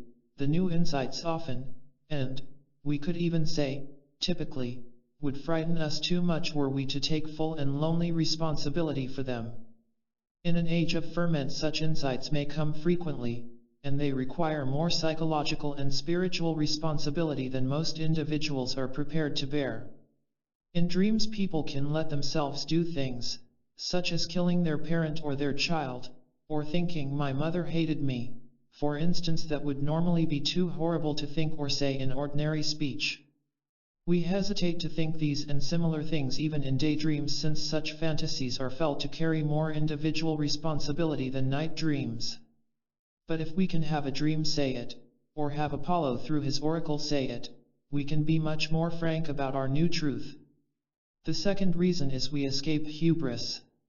Socrates could assert that Apollo at Delphi had pronounced him the wisest man then living, a claim, whether it be Socratic wit or not, he could never have made on his own. How did one interpret the counsel of the priestesses? This is the same as asking, how does one interpret a symbol? The divinations of the priestess were generally couched in poetry and often were uttered in wild, onomatopoeic cries as well as articulate speech, and this raw material certainly had to be interpreted and worked over. Like mediumistic statements of all ages, these were sufficiently cryptic not only to leave the way open for interpretation, but to require it. And often they were susceptible to two or many different interpretations. The process was like the interpretation of a dream. Harry Stack Sullivan used to teach young analysts in training not to interpret a dream as if it were the law of the Medes and the Persians, but to suggest two different meanings to the person being analyzed, thus requiring him or her to choose between them. The value of dreams, like these divinations, is not that they give a specific answer, but that they open up new areas of psychic reality, shake us out of our customary ruts, and throw light on a new segment of our lives. Thus the sayings of the shrine, like dreams, were not to be received passively, the recipients had to live themselves into the message. During the Persian Wars, for example, when the anxious Athenians had petitioned Apollo to give them guidance, word came from the oracle adjuring them to trust in the wooden wall. The meaning of this enigma was hotly debated. As Herodotus tells the story, certain of the old men were of opinion that the god meant to tell them the Acropolis would escape, for this was anciently defended by a wooden palisade. Others maintained that the god referred to wooden ships, which had best be at once got ready. Thereupon another part of the oracle caused debate, for some thought they should sail away without a fight and establish themselves in a new land. But Themistocles convinced the people that they were intended to engage in a sea fight near Salamis, which they did, destroying Xerxes' fleet in one of the decisive battles of history. Whatever the intention of the Delphic priests, the effect of ambiguous prophecies was to force the suppliants to think out their situation anew, to reconsider their plans, and to conceive of new possibilities. Apollo, indeed, was nicknamed the Ambiguous One. Lest some budding therapists take this as an excuse for their own ambiguity, let us here note a difference between modern therapy and the divinations of the oracle. The utterances of the priestess are on a level closer to the recipient's unconscious, closer to actual dreams, in contrast to the interpretation of dreams in a therapeutic hour. Apollo speaks from deeper dimensions of consciousness in the citizen and the collective group, i.e., the city. Thus there can be a creative ambiguity, which occurs both in the original saying, or dream, and in the citizen's, or patient's, interpretation of it. The oracle hence has an advantage over the contemporary therapist. In any case, I believe a therapist ought to be as succinct as possible, and leave the inescapable ambiguity to the patient. The councils of Delphi were not advice in the strict sense, but rather were stimulants to the individual and to the group to look inward, to consult their own intuition and wisdom. The oracles put the problem in a new context so that it could be seen in a different way, a way in which new and as yet unimagined possibilities would become evident. It is a common misconception that such shrines, as well as modern therapy, tend to make the individual more passive. This would be bad therapy and a misinterpretation of the oracles. Both should do exactly the opposite. They should require individuals to recognize their own possibilities, enlightening new aspects of themselves and their interpersonal relationships. This process taps the source of creativity in people. It turns them inward toward their own creative springs. In the Apologia, Socrates tells us how he tried to puzzle out what the god meant by telling his friend Chaerephon that no one in the world was wiser than he, Socrates. The philosopher came to the conclusion that it meant he was wisest because he admitted his own ignorance. The god also counseled Socrates to know thyself. Ever since that time, thoughtful men like Nietzsche and Kierkegaard have been trying to fathom the meaning of the god's advice, and we are still stimulated to find new meanings in it. Nietzsche even interprets it as meaning just opposite to what one would conclude at first glance. What did the god mean who proclaimed know thyself to Socrates? Did he perchance mean, cease to be concerned about thyself, be objective? Like the true symbols and/or myths they are, these utterances of the god yield unending richness as new and interesting meanings are unfolded. 4. There is another reason why an oracle can be significant as the embodiment of the unconscious collective insights of the group. A symbol or myth acts like a projective screen in drawing out the insight. Like Rorschach cards or Murray's thematic apperception test, the oracle and its ceremonies are a screen that stimulates wonder and calls imagination into action. But I must hasten to insert a caution. The process going on at such a place and time may be called projection, but we must insist that it is not projection in any pejorative sense of the word, either in the psychoanalytical one in which an individual projects what is sick and therefore what he or she cannot face, nor in the empirical psychological sense in which it is implied that the process is simply subjective and that the cards or pictures have nothing to do with the result. In my judgment, both of these pejorative uses of projection result from the common failure of Western man to understand the nature of symbol and myth. The screen is not merely a blank mirror. It is, rather, the objective pole necessary for calling forth the subjective processes of consciousness.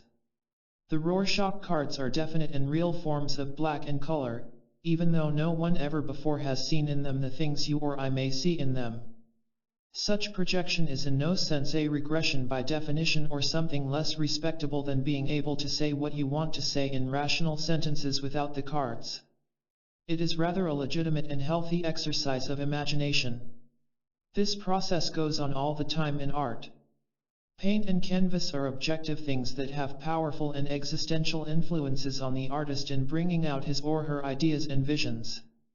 Indeed, the artist is in a dialectical relation not only with paint and canvas, but with the shapes he or she sees in nature.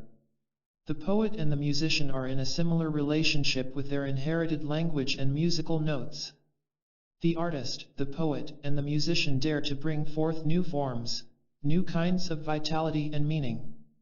They are, at least partially, protected from going crazy in this process of radical emergence by the form given by the media, namely the paints, the marble, the words, the musical notes.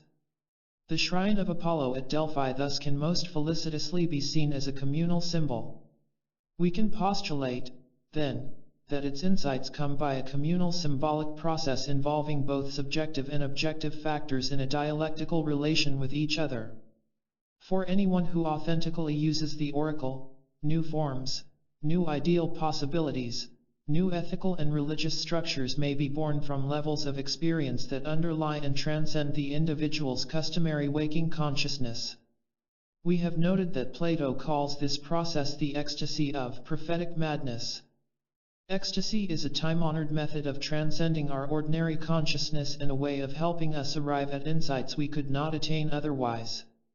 An element of ecstasy, however slight, is part and parcel of every genuine symbol and myth, for if we genuinely participate in the symbol or myth, we are for that moment taken out of and beyond ourselves. The psychological approach to symbol and myth is only one of several possible avenues. In taking this approach, I do not wish to psychologize away the myth's religious meaning. From this religious aspect of myth we get the insight, revelation, that comes from the dialectical interplay of the subjective elements in the individual and the objective fact of the oracle. To the genuine believer, the myth is never purely psychological. It always includes an element of revelation, whether from the Greek Apollo, or the Hebrew Elohim, or the Oriental being. If we completely psychologized away this religious element, we would be unable to appreciate the power with which Aeschylus and Sophocles wrote their dramas and even unable to understand what they are talking about. Aeschylus and Sophocles and the other dramatists could write great tragedies because of the religious dimensions of the myths, which gave a structural undergirding to their belief in the dignity of the race and the meaning of its destiny. 6. On the limits of creativity. On a Saturday evening at an East Island weekend in New York recently, a panel discussion on the human prospect was held. The panel consisted of such insightful and stimulating persons as Joyce Carol Oates, Gregory Bateson, and William Irwin Thompson. The audience was made up of 700 or 800 eager individuals, expectantly set for an interesting discussion at the very least. In his opening remarks, the chairman emphasized the theme that the possibilities of the human being are unlimited. But strange to say, there seemed, as the meeting went on, to be no problems to discuss. The vast vacuum filling the room was felt by both the panel and the audience alike. All the exciting issues that the participants on the panel had approached so eagerly had mysteriously vanished. As the discussion limped along to the end of an almost fruitless evening, the common question seemed to be, what had gone wrong? I propose that the statement, human possibilities are unlimited, is de-energizing. If you take it at face value, there is no real problem anymore. You can only stand up and sing hallelujah and then go home. Every problem will sooner or later be overcome by these unlimited possibilities. There remain only temporary difficulties that will go away of their own accord when the time comes. Contrary to the chairman's intention, statements like his actually terrorize the listener. It is like putting someone into a canoe and pushing him out into the Atlantic toward England with the cheery comment, "The sky's the limit." The canoer is only too aware of the fact that an inescapably real limit is also the bottom of the ocean. In these notes I shall explore the hypothesis that limits are not only unavoidable in human life, they are also valuable. I shall also discuss the phenomenon that creativity itself requires limits, for the creative act arises out of the struggle of human beings with and against that which limits them. To begin with, there is the inescapable physical limitation of death. We can postpone our death slightly, but nevertheless each of us will die in at some future time unknown to and unpredictable by us. Sickness is another limit. When we overwork we get ill in one form or another. There are obvious neurological limits. If the blood stops flowing to the brain for as little as a couple of minutes, a stroke or some other kind of serious damage occurs. Despite the fact that we can improve our intelligence to some degree, it remains radically limited by our physical and emotional environment. There are also metaphysical limitations which are even more interesting. Each of us was born into a certain family in a certain country at a certain historical moment, all with no choice on our part. If we try to deny these facts, like J. Gatsby in Fitzgerald's The Great Gatsby, we blind ourselves to reality and come to grief. True, we can surpass to some extent the limitations of our family backgrounds or our historical situation, but such transcendence can occur only to those who accept the fact of their limitation to begin with. 1. The value of limits. Consciousness itself is born out of the awareness of these limits. Human consciousness is the distinguishing feature of our existence. Without limitations we would never have developed it. Consciousness is the awareness that emerges out of the dialectical tension between possibilities and limitations. Infants begin to be aware of limits when they experience the ball as different from themselves. Mother is a limiting factor for them in that she does not feed them every time they cry for food. Through a multitude of such limiting experiences, they learn to develop the capacity to differentiate themselves from others and from objects and to delay gratification. If there had been no limits, there would be no consciousness. Our discussion so far may seem, at first glance, to be discouraging, but not when we probe more deeply. It is not by accident that the Hebrew myth that marks the beginning of human consciousness, Adam and Eve in the Garden of Eden, is portrayed in the context of a rebellion. Consciousness is born in the struggle against a limit, called there a prohibition. Going beyond the limit set by Yahweh is then punished by the acquiring of other limits which operate inwardly in the human being: anxiety, the feeling of alienation and guilt. But valuable qualities also come out of this experience of rebellion: the sense of personal responsibility and ultimately the possibility, born out of loneliness, of human love. Confronting limits for the human personality actually turns out to be expansive. Limiting and expanding thus go together.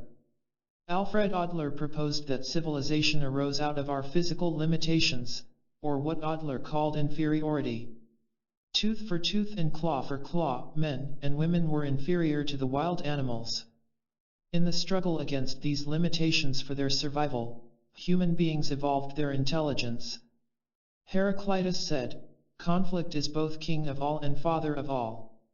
One, he was referring to the theme I am here stating: conflict presupposes limits, and the struggle with limits is actually the source of creative productions. The limits are as necessary as those provided by the banks of a river, without which the water would be dispersed on the earth and there would be no river. That is, the river is constituted by the tension between the flowing water and the banks. Art in the same way requires limits as a necessary factor in its birth. Creativity arises out of the tension between spontaneity and limitations, the latter, like the river banks, forcing the spontaneity into the various forms which are essential to the work of art or poem. Again, listen to Heraclitus: "Unwise people do not understand how that which differs with itself is in agreement. Harmony consists of opposing tension, like that of the bow and the lyre." In a discussion of how he composed his music, Duke Ellington explained that since his trumpet player could reach certain notes beautifully but not other notes, and the same with his trombonist, he had to write his music within those limits. "It's good to have limits," he remarked. True, in our age there is occurring a new valuation of spontaneity and a strong reaction against rigidity. This goes along with a rediscovery of the values of the childlike capacity to play. In modern art, as we all know, there has evolved a new interest in children's painting as well as in peasant and primitive art, and these kinds of spontaneity often are used as models for adult artwork. This is especially true in psychotherapy. The great majority of patients experience themselves as stifled and inhibited by the excessive and rigid limits insisted on by their parents. One of their reasons for coming for therapy in the first place is this conviction that all of this needs to be thrown overboard. Even if it is simplistic, this urge toward spontaneity obviously should be valued by the therapist. People must recover the lost aspects of their personalities, lost under a pile of inhibitions, if they are to become integrated in any effective sense. But we must not forget that these stages in therapy, like children's art, are interim stages. Children's art is characterized by an unfinished quality. Despite the apparent similarity with non-objective art, it still lacks the tension necessary for authentic mature art.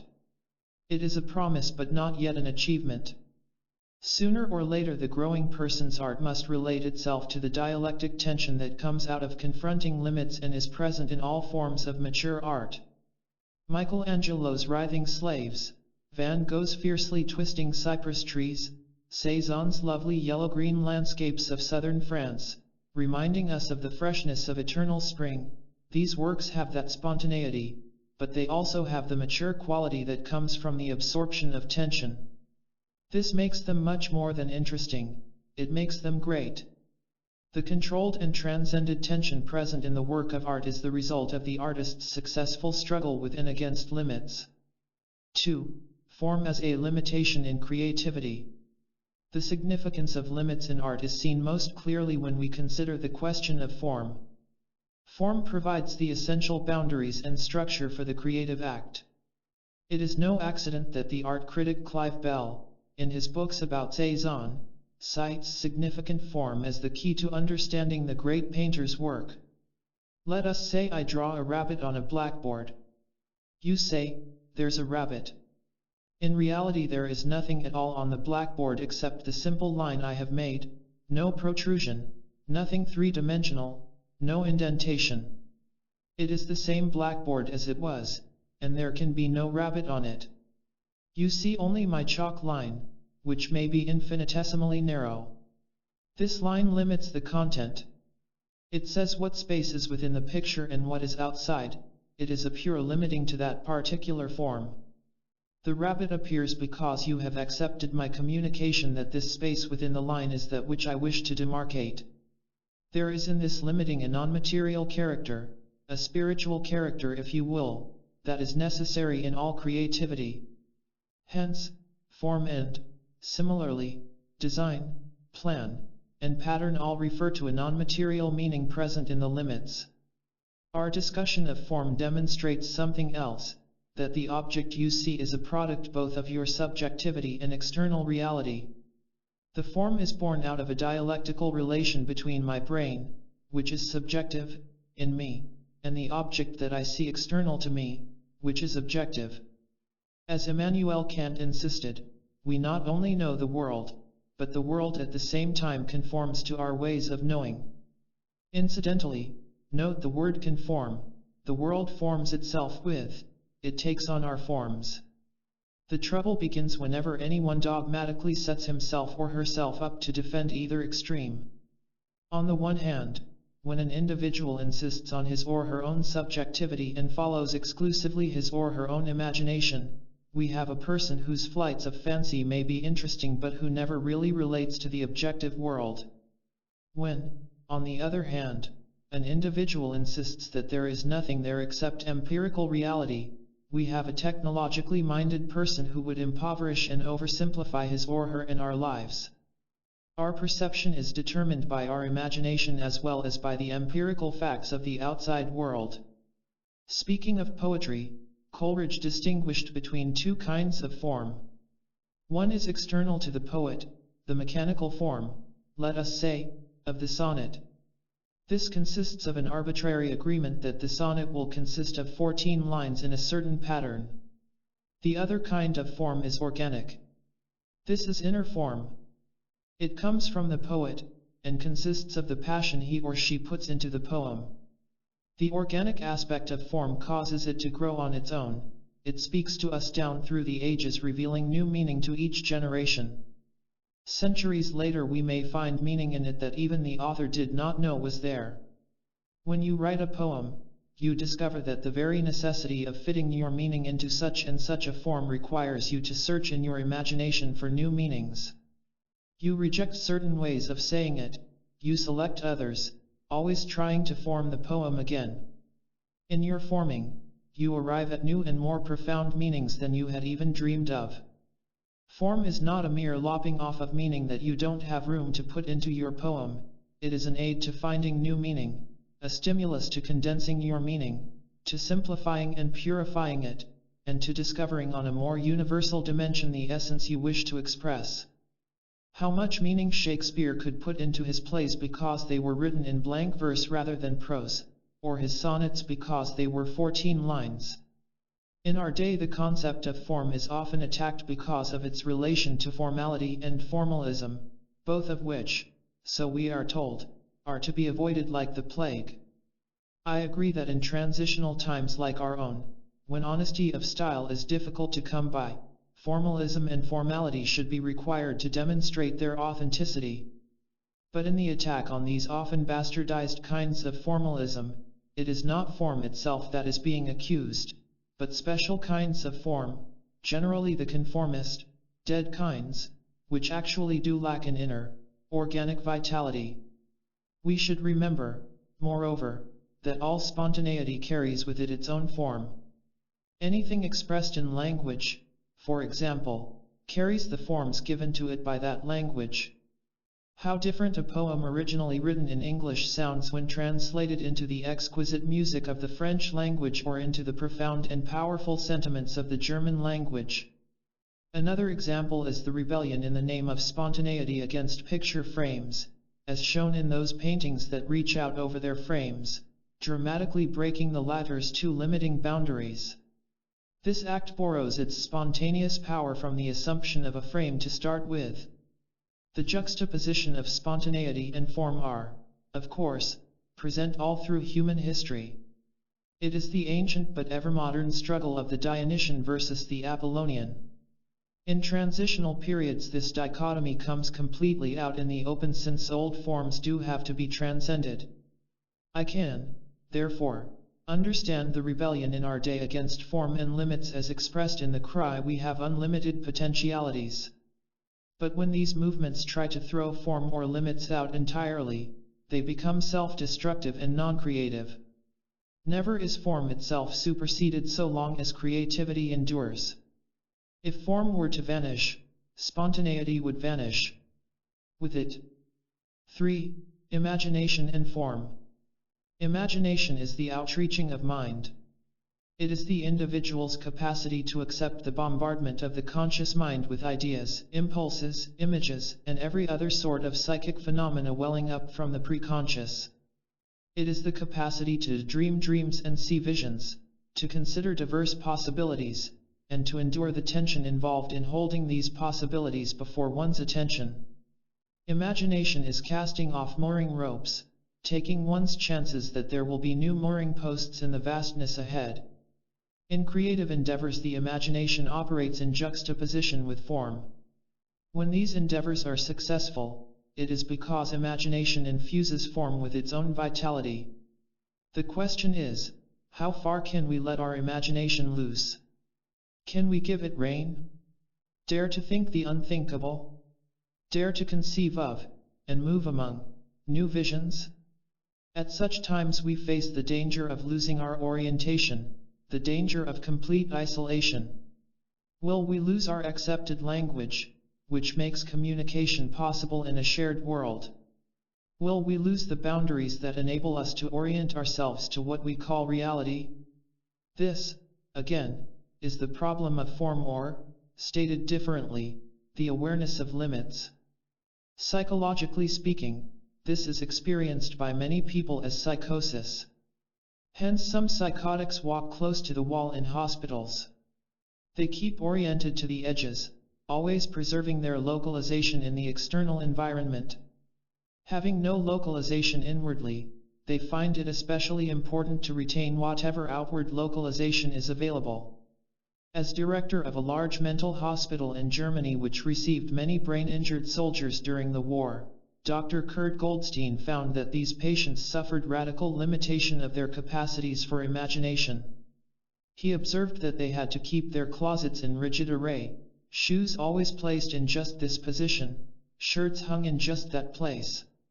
Whenever a closet was upset, the patient became panicky. He could not orient himself to the new arrangement, could not imagine a new form that would bring order out of the chaos. The patient was then thrown into what Goldstein called the catastrophic situation. Or when asked to write his name on a sheet of paper, the brain-injured person would write the name in some corner close to the boundaries. He could not tolerate the possibility of becoming lost in the open spaces. His capacities for abstract thought, for transcending the immediate facts in terms of the possible, what I call, in this context, imagination, were severely curtailed. He felt powerless to change the environment to make it adequate to his needs. Such behavior is indicative of what life is when imaginative powers are cut off. The limits have always to be kept clear and visible. Lacking the ability to shift forms, these patients found their world radically truncated. Any limitless existence was experienced by them as being highly dangerous.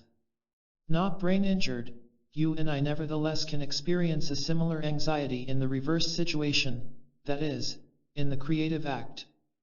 The boundaries of our world shift under our feet and we tremble while waiting to see whether any new form will take the place of the lost boundary or whether we can create out of this chaos some new order.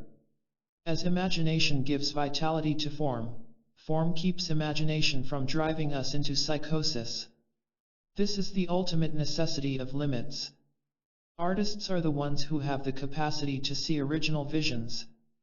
They typically have powerful imaginations and, at the same time, a sufficiently developed sense of form to avoid being led into the catastrophic situation. They are the frontier scouts who go out ahead of the rest of us to explore the future. We can surely tolerate their special dependencies and harmless idiosyncrasies. For we will be better prepared for the future if we can listen seriously to them.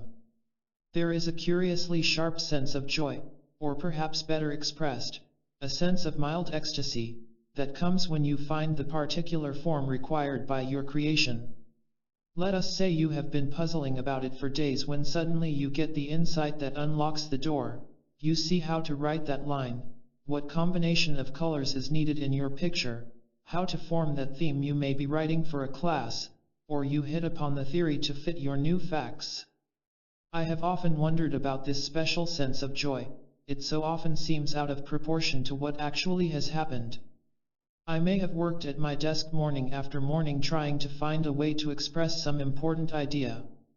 When my insight suddenly breaks through, which may happen when I am chopping wood in the afternoon, I experience a strange lightness in my step as though a great load were taken off my shoulders, a sense of joy on a deeper level that continues without any relation whatever to the mundane tasks that I may be performing at the time.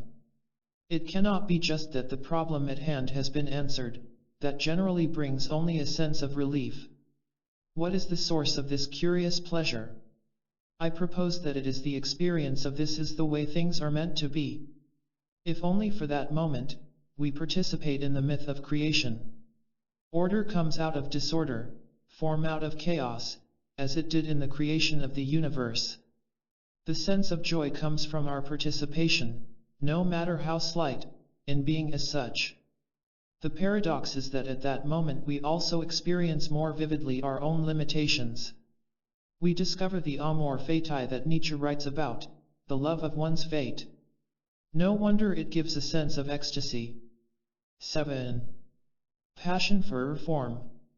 For many years I have been convinced that something occurs in the creative working of the imagination that is more fundamental, but more puzzling, than we have assumed in contemporary psychology. In our day of dedication to facts and hard-headed objectivity, we have disparaged imagination, it gets us away from reality, it taints our work with subjectivity, and, worst of all, it is said to be unscientific. As a result, art and imagination are often taken as the frosting to life rather than as the solid food. No wonder people think of art in terms of its cognate, artificial, or even consider it a luxury that slyly fools us. Artifice. Throughout Western history our dilemma has been whether imagination shall turn out to be artifice or the source of being. What if imagination and art are not frosting at all, but the fountainhead of human experience? What if our logic and science derive from art forms and are fundamentally dependent on them rather than art being merely a decoration for our work when science and logic have produced it? These are the hypotheses I propose here. This same problem is related to psychotherapy in ways that are much more profound than merely the play on words. In other words, is psychotherapy an artifice, a process that is characterized by artificiality, or is it a process that can give birth to new being?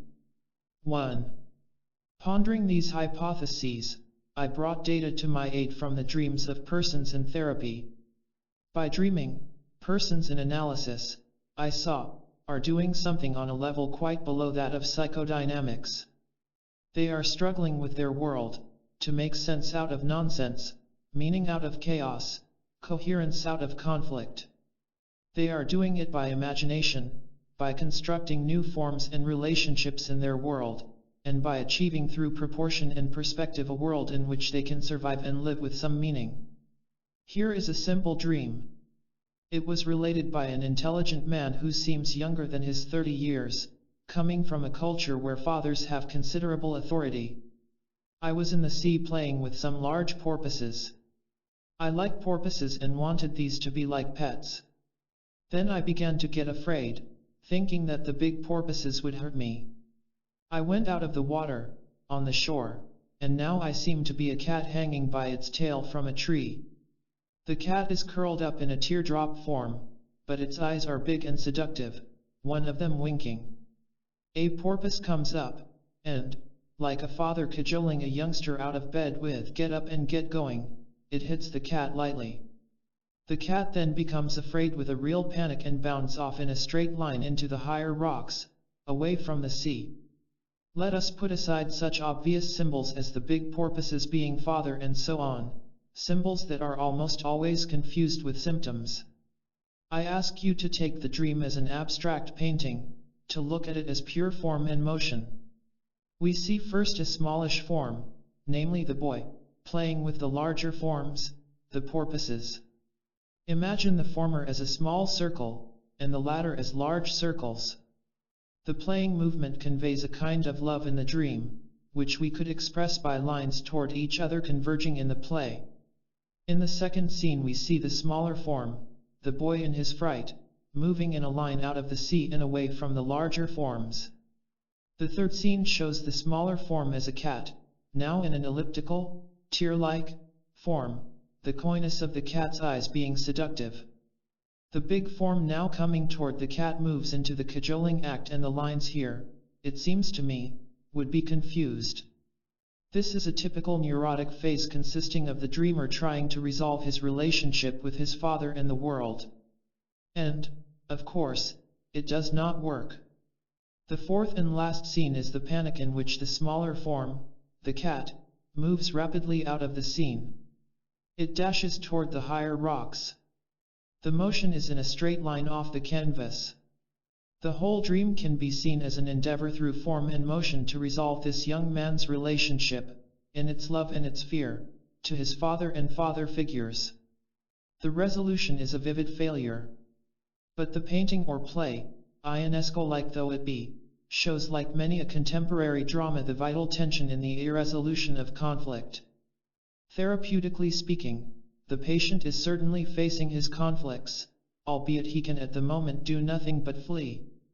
We also can see in these scenes a progression of planes.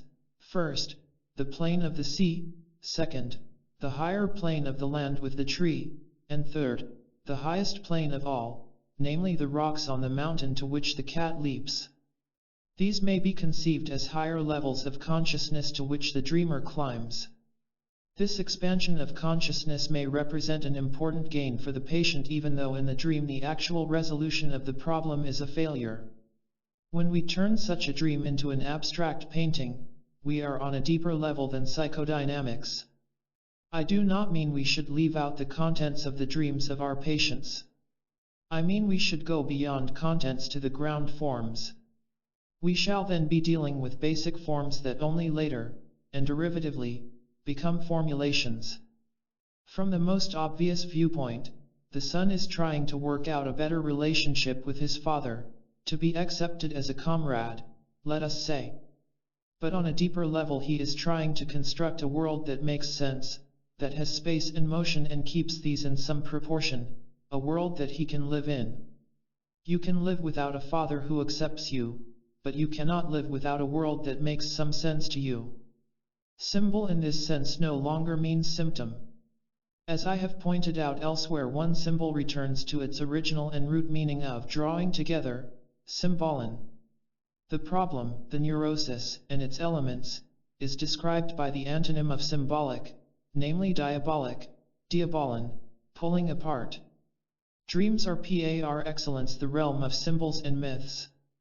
I use the term myth not in the pejorative sense of falsehood, but in the sense of a form of universal truth revealed in some partial way to the dreamer. These are ways human consciousness makes sense of the world. Persons in therapy, like all of us, are trying to make sense out of nonsense, trying to put the world into some perspective, trying to form out of the chaos they are suffering some order and harmony. After having studied a series of dreams of persons in therapy, I am convinced that there is one quality that is always present, a quality I call passion for form. The patient constructs in his unconscious a drama, it has a beginning, something happens and is flashed on the stage, and then it comes to some kind of denouement. I have noted the forms in the dreams being repeated, revised, remolded, and then, like a motif in a symphony, returning triumphantly to be drawn together to make a meaningful whole of the series. 2. I found that one fruitful approach is to take the dream as a series of spatial forms. I refer now to a 30-year-old woman in therapy.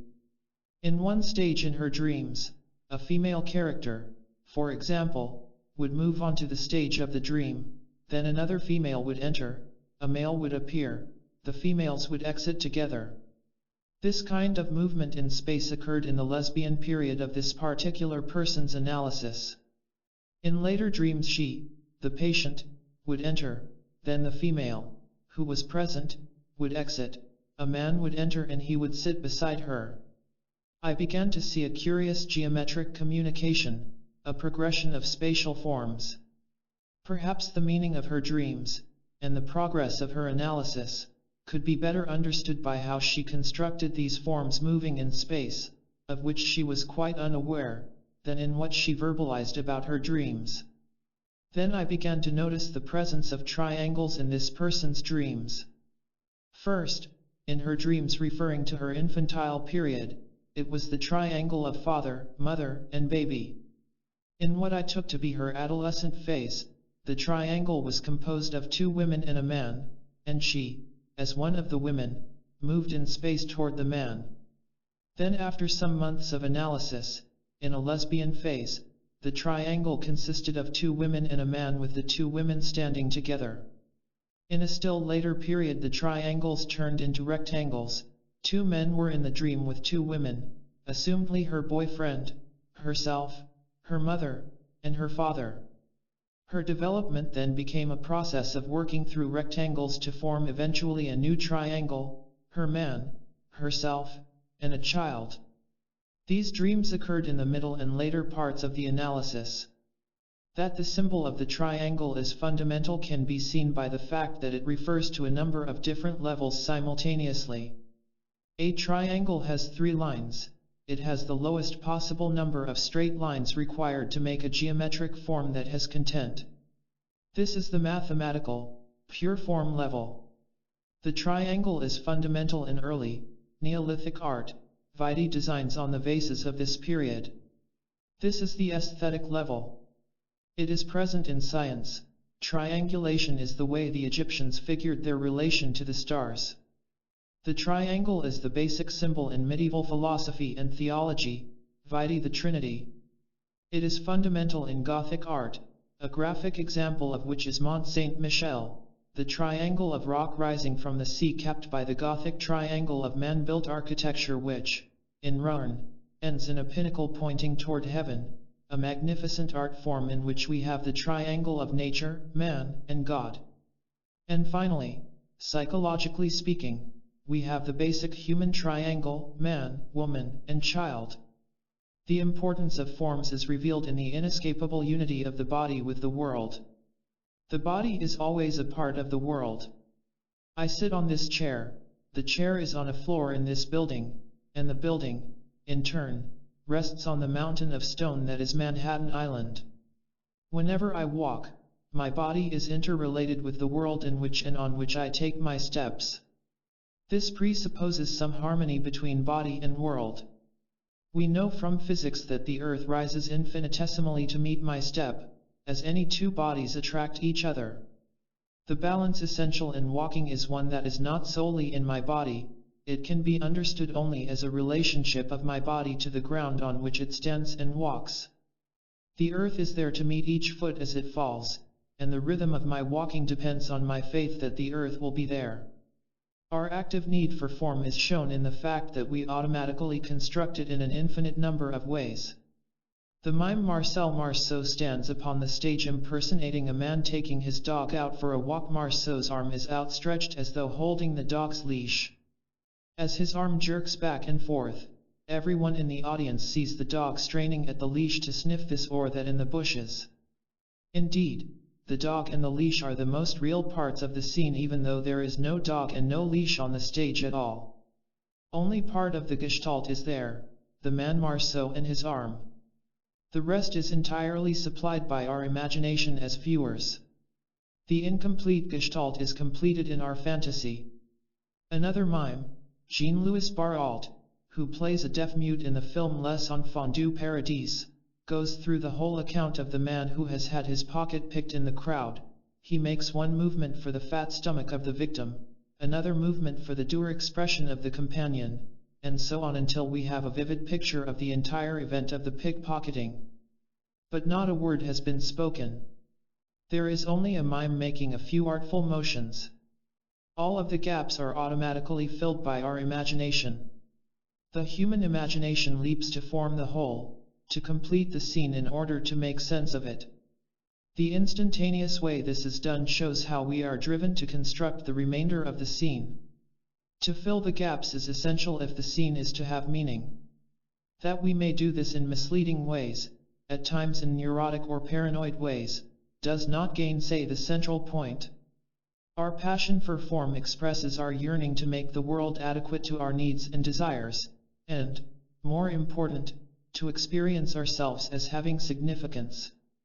The phrase passion for form may be interesting, but it is also problematical. If we used just the word form, it would sound too abstract, but when it is combined with passion, we see that what is meant is not form in any intellectual sense, but rather in a holistic scene. What is occurring in the person, hidden as it may be by passivity or other neurotic symptoms, is a conflict-filled passion to make sense out of a crisis-ridden life. Plato told us long ago how passion, or, as he put it, eros, moves toward the creation of form. Eros moves toward the making of meaning and the revealing of being. Originally a daimon called love, eros is the lover of wisdom, and the force in us that brings to birth both wisdom and beauty. Plato says through Socrates that human nature will not easily find a helper better than love eros.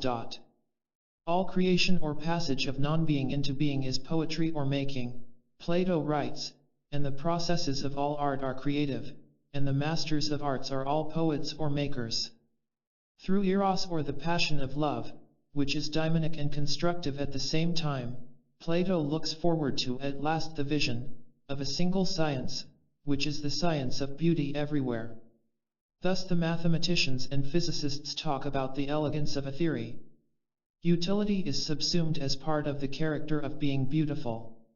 The harmony of an internal form, the inner consistency of a theory, the character of beauty that touches your sensibilities, these are significant factors that determine why one given insight comes into consciousness rather than another. As a psychoanalyst, I can only add that my experience in helping people achieve insights from unconscious dimensions within themselves reveals the same phenomenon. Insights emerge not chiefly because they are intellectually true or even because they are helpful, but because they have a certain form, the form that is beautiful because it completes what is incomplete in us. This idea, this new form that suddenly presents itself, comes in order to complete a hitherto incomplete gestalt with which we are struggling in conscious awareness. One can quite accurately speak of this unfinished pattern, this unformed form, as constituting the call to which our preconscious, out of its maelstrom, gives an answer. 4. By passion for form I mean a principle of human experience that is analogous to several of the most important ideas in Western history. Kant proposed that our understanding is not simply a reflection of the objective world around us, but it also constitutes this world. It is not that objects simply speak to us, they also conform to our ways of knowing. The mind thus is an active process of forming and reforming the world. Interpreting dreams as dramas of the patient's relationship to his or her world, I asked myself whether there is not on a deeper and more inclusive level in human experience something parallel to what Kant was talking about.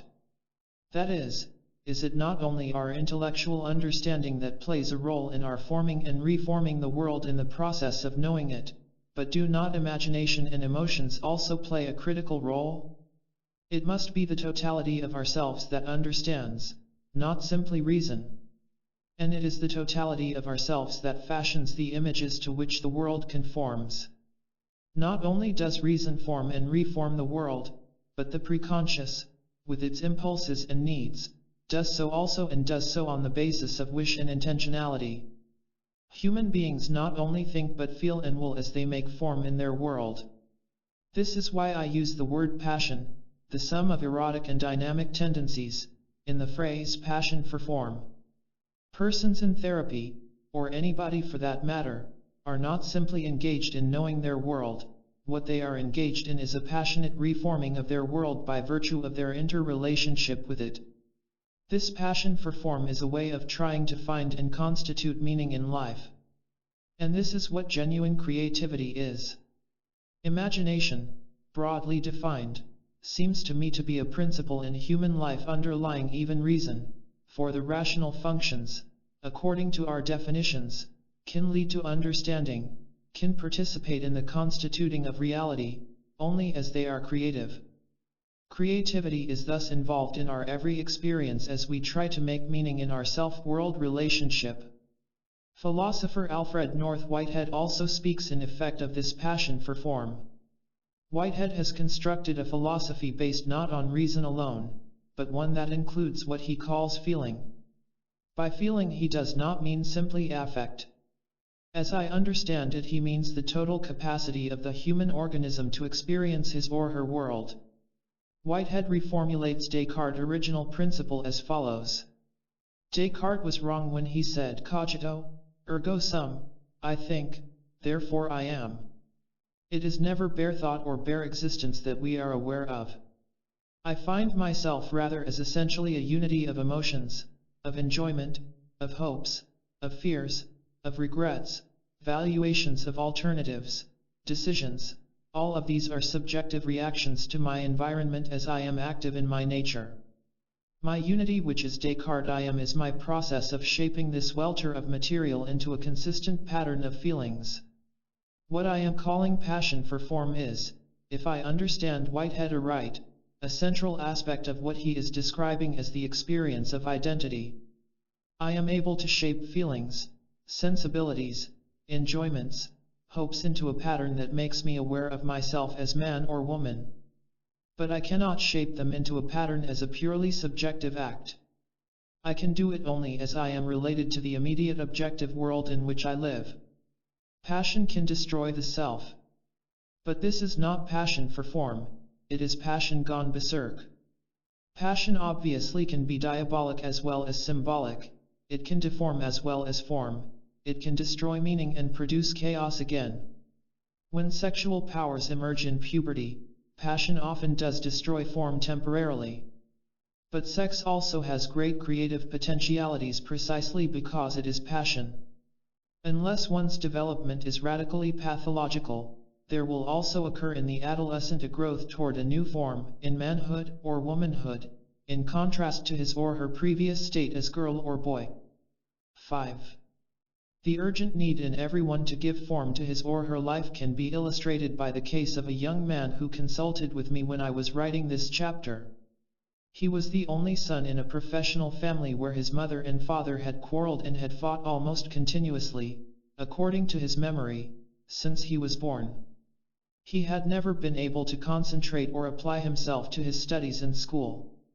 As a boy, when he was supposed to be studying in his room, he would hear his father coming up the stairs and immediately open a schoolbook to cover over the magazine on mechanics he had been looking at.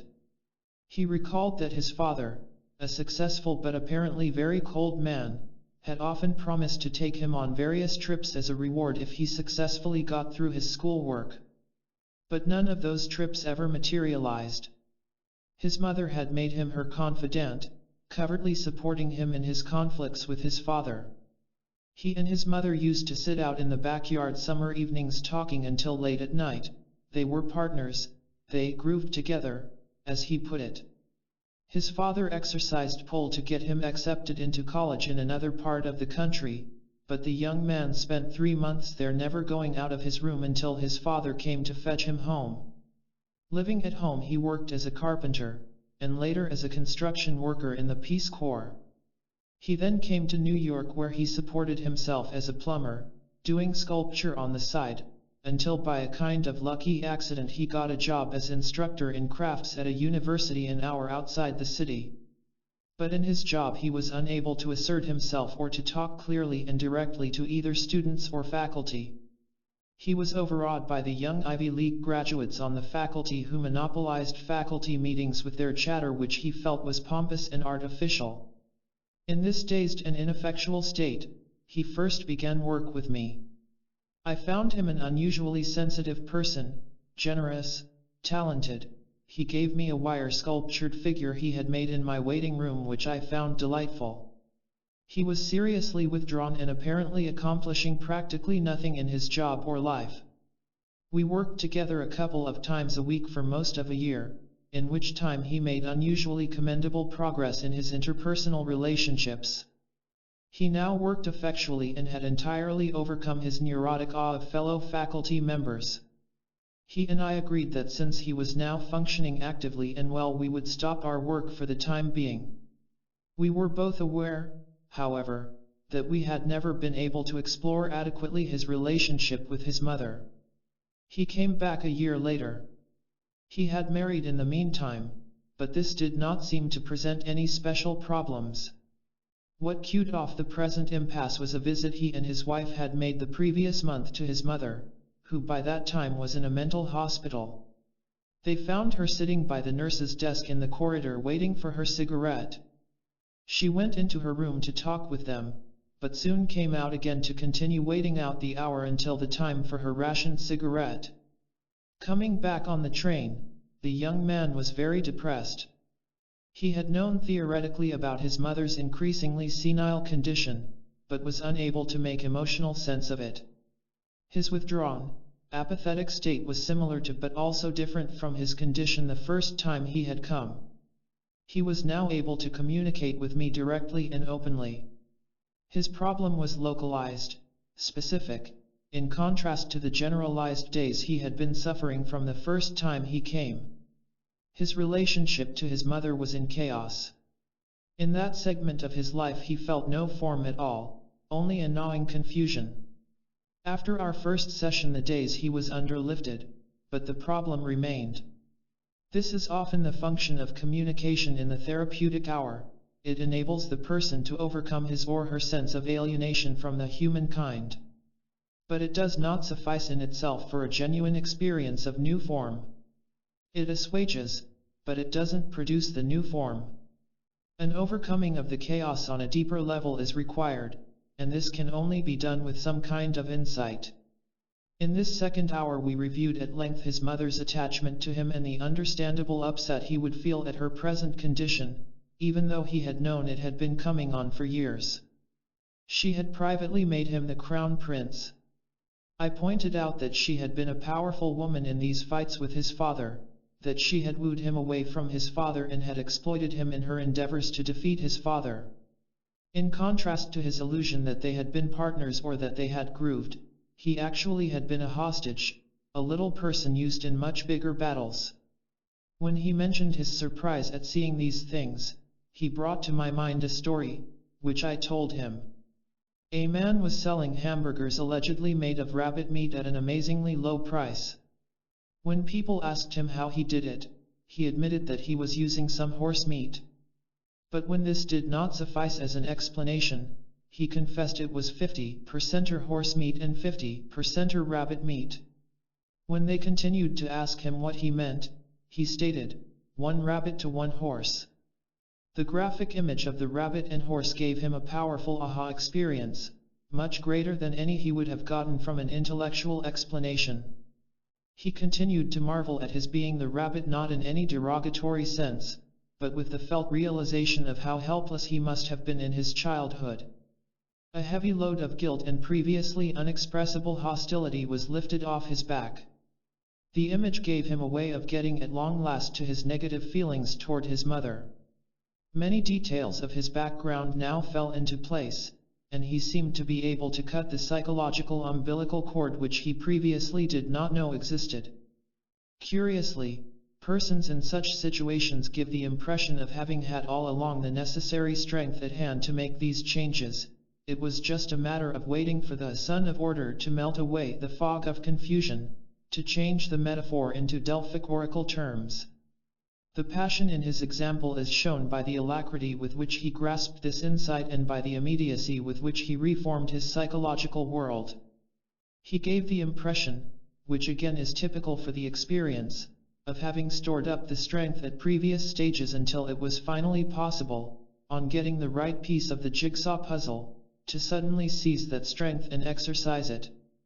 In our third and last session he told me of his newly made decision to resign his post at the university, and to find a studio in which he could devote himself entirely to his sculpture.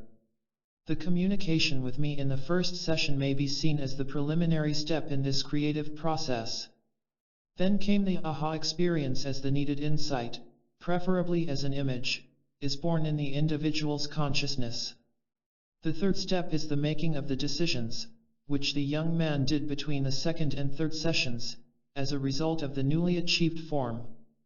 The therapist cannot predict the exact nature of such decisions, they are a living out of the new form. The creative process is the expression of this passion for form. It is the struggle against disintegration, the struggle to bring into existence new kinds of being that give harmony and integration. Plato has for our summation some charming advice. For he who would proceed aright in this manner should begin in youth to visit beautiful forms, and first, if he be guided by his instructor aright, to love one such form only, out of that he should create fair thoughts, and soon he will of himself perceive that the beauty of one form is akin to the beauty of another, and that beauty in every form is one and the same. A friend of mine, on reading this chapter in manuscript, sent me the following original poem, which I quote with permission. I am, therefore I love the total sensibility, that looked at me. Out of your undefended face, immediately. I love, therefore I am,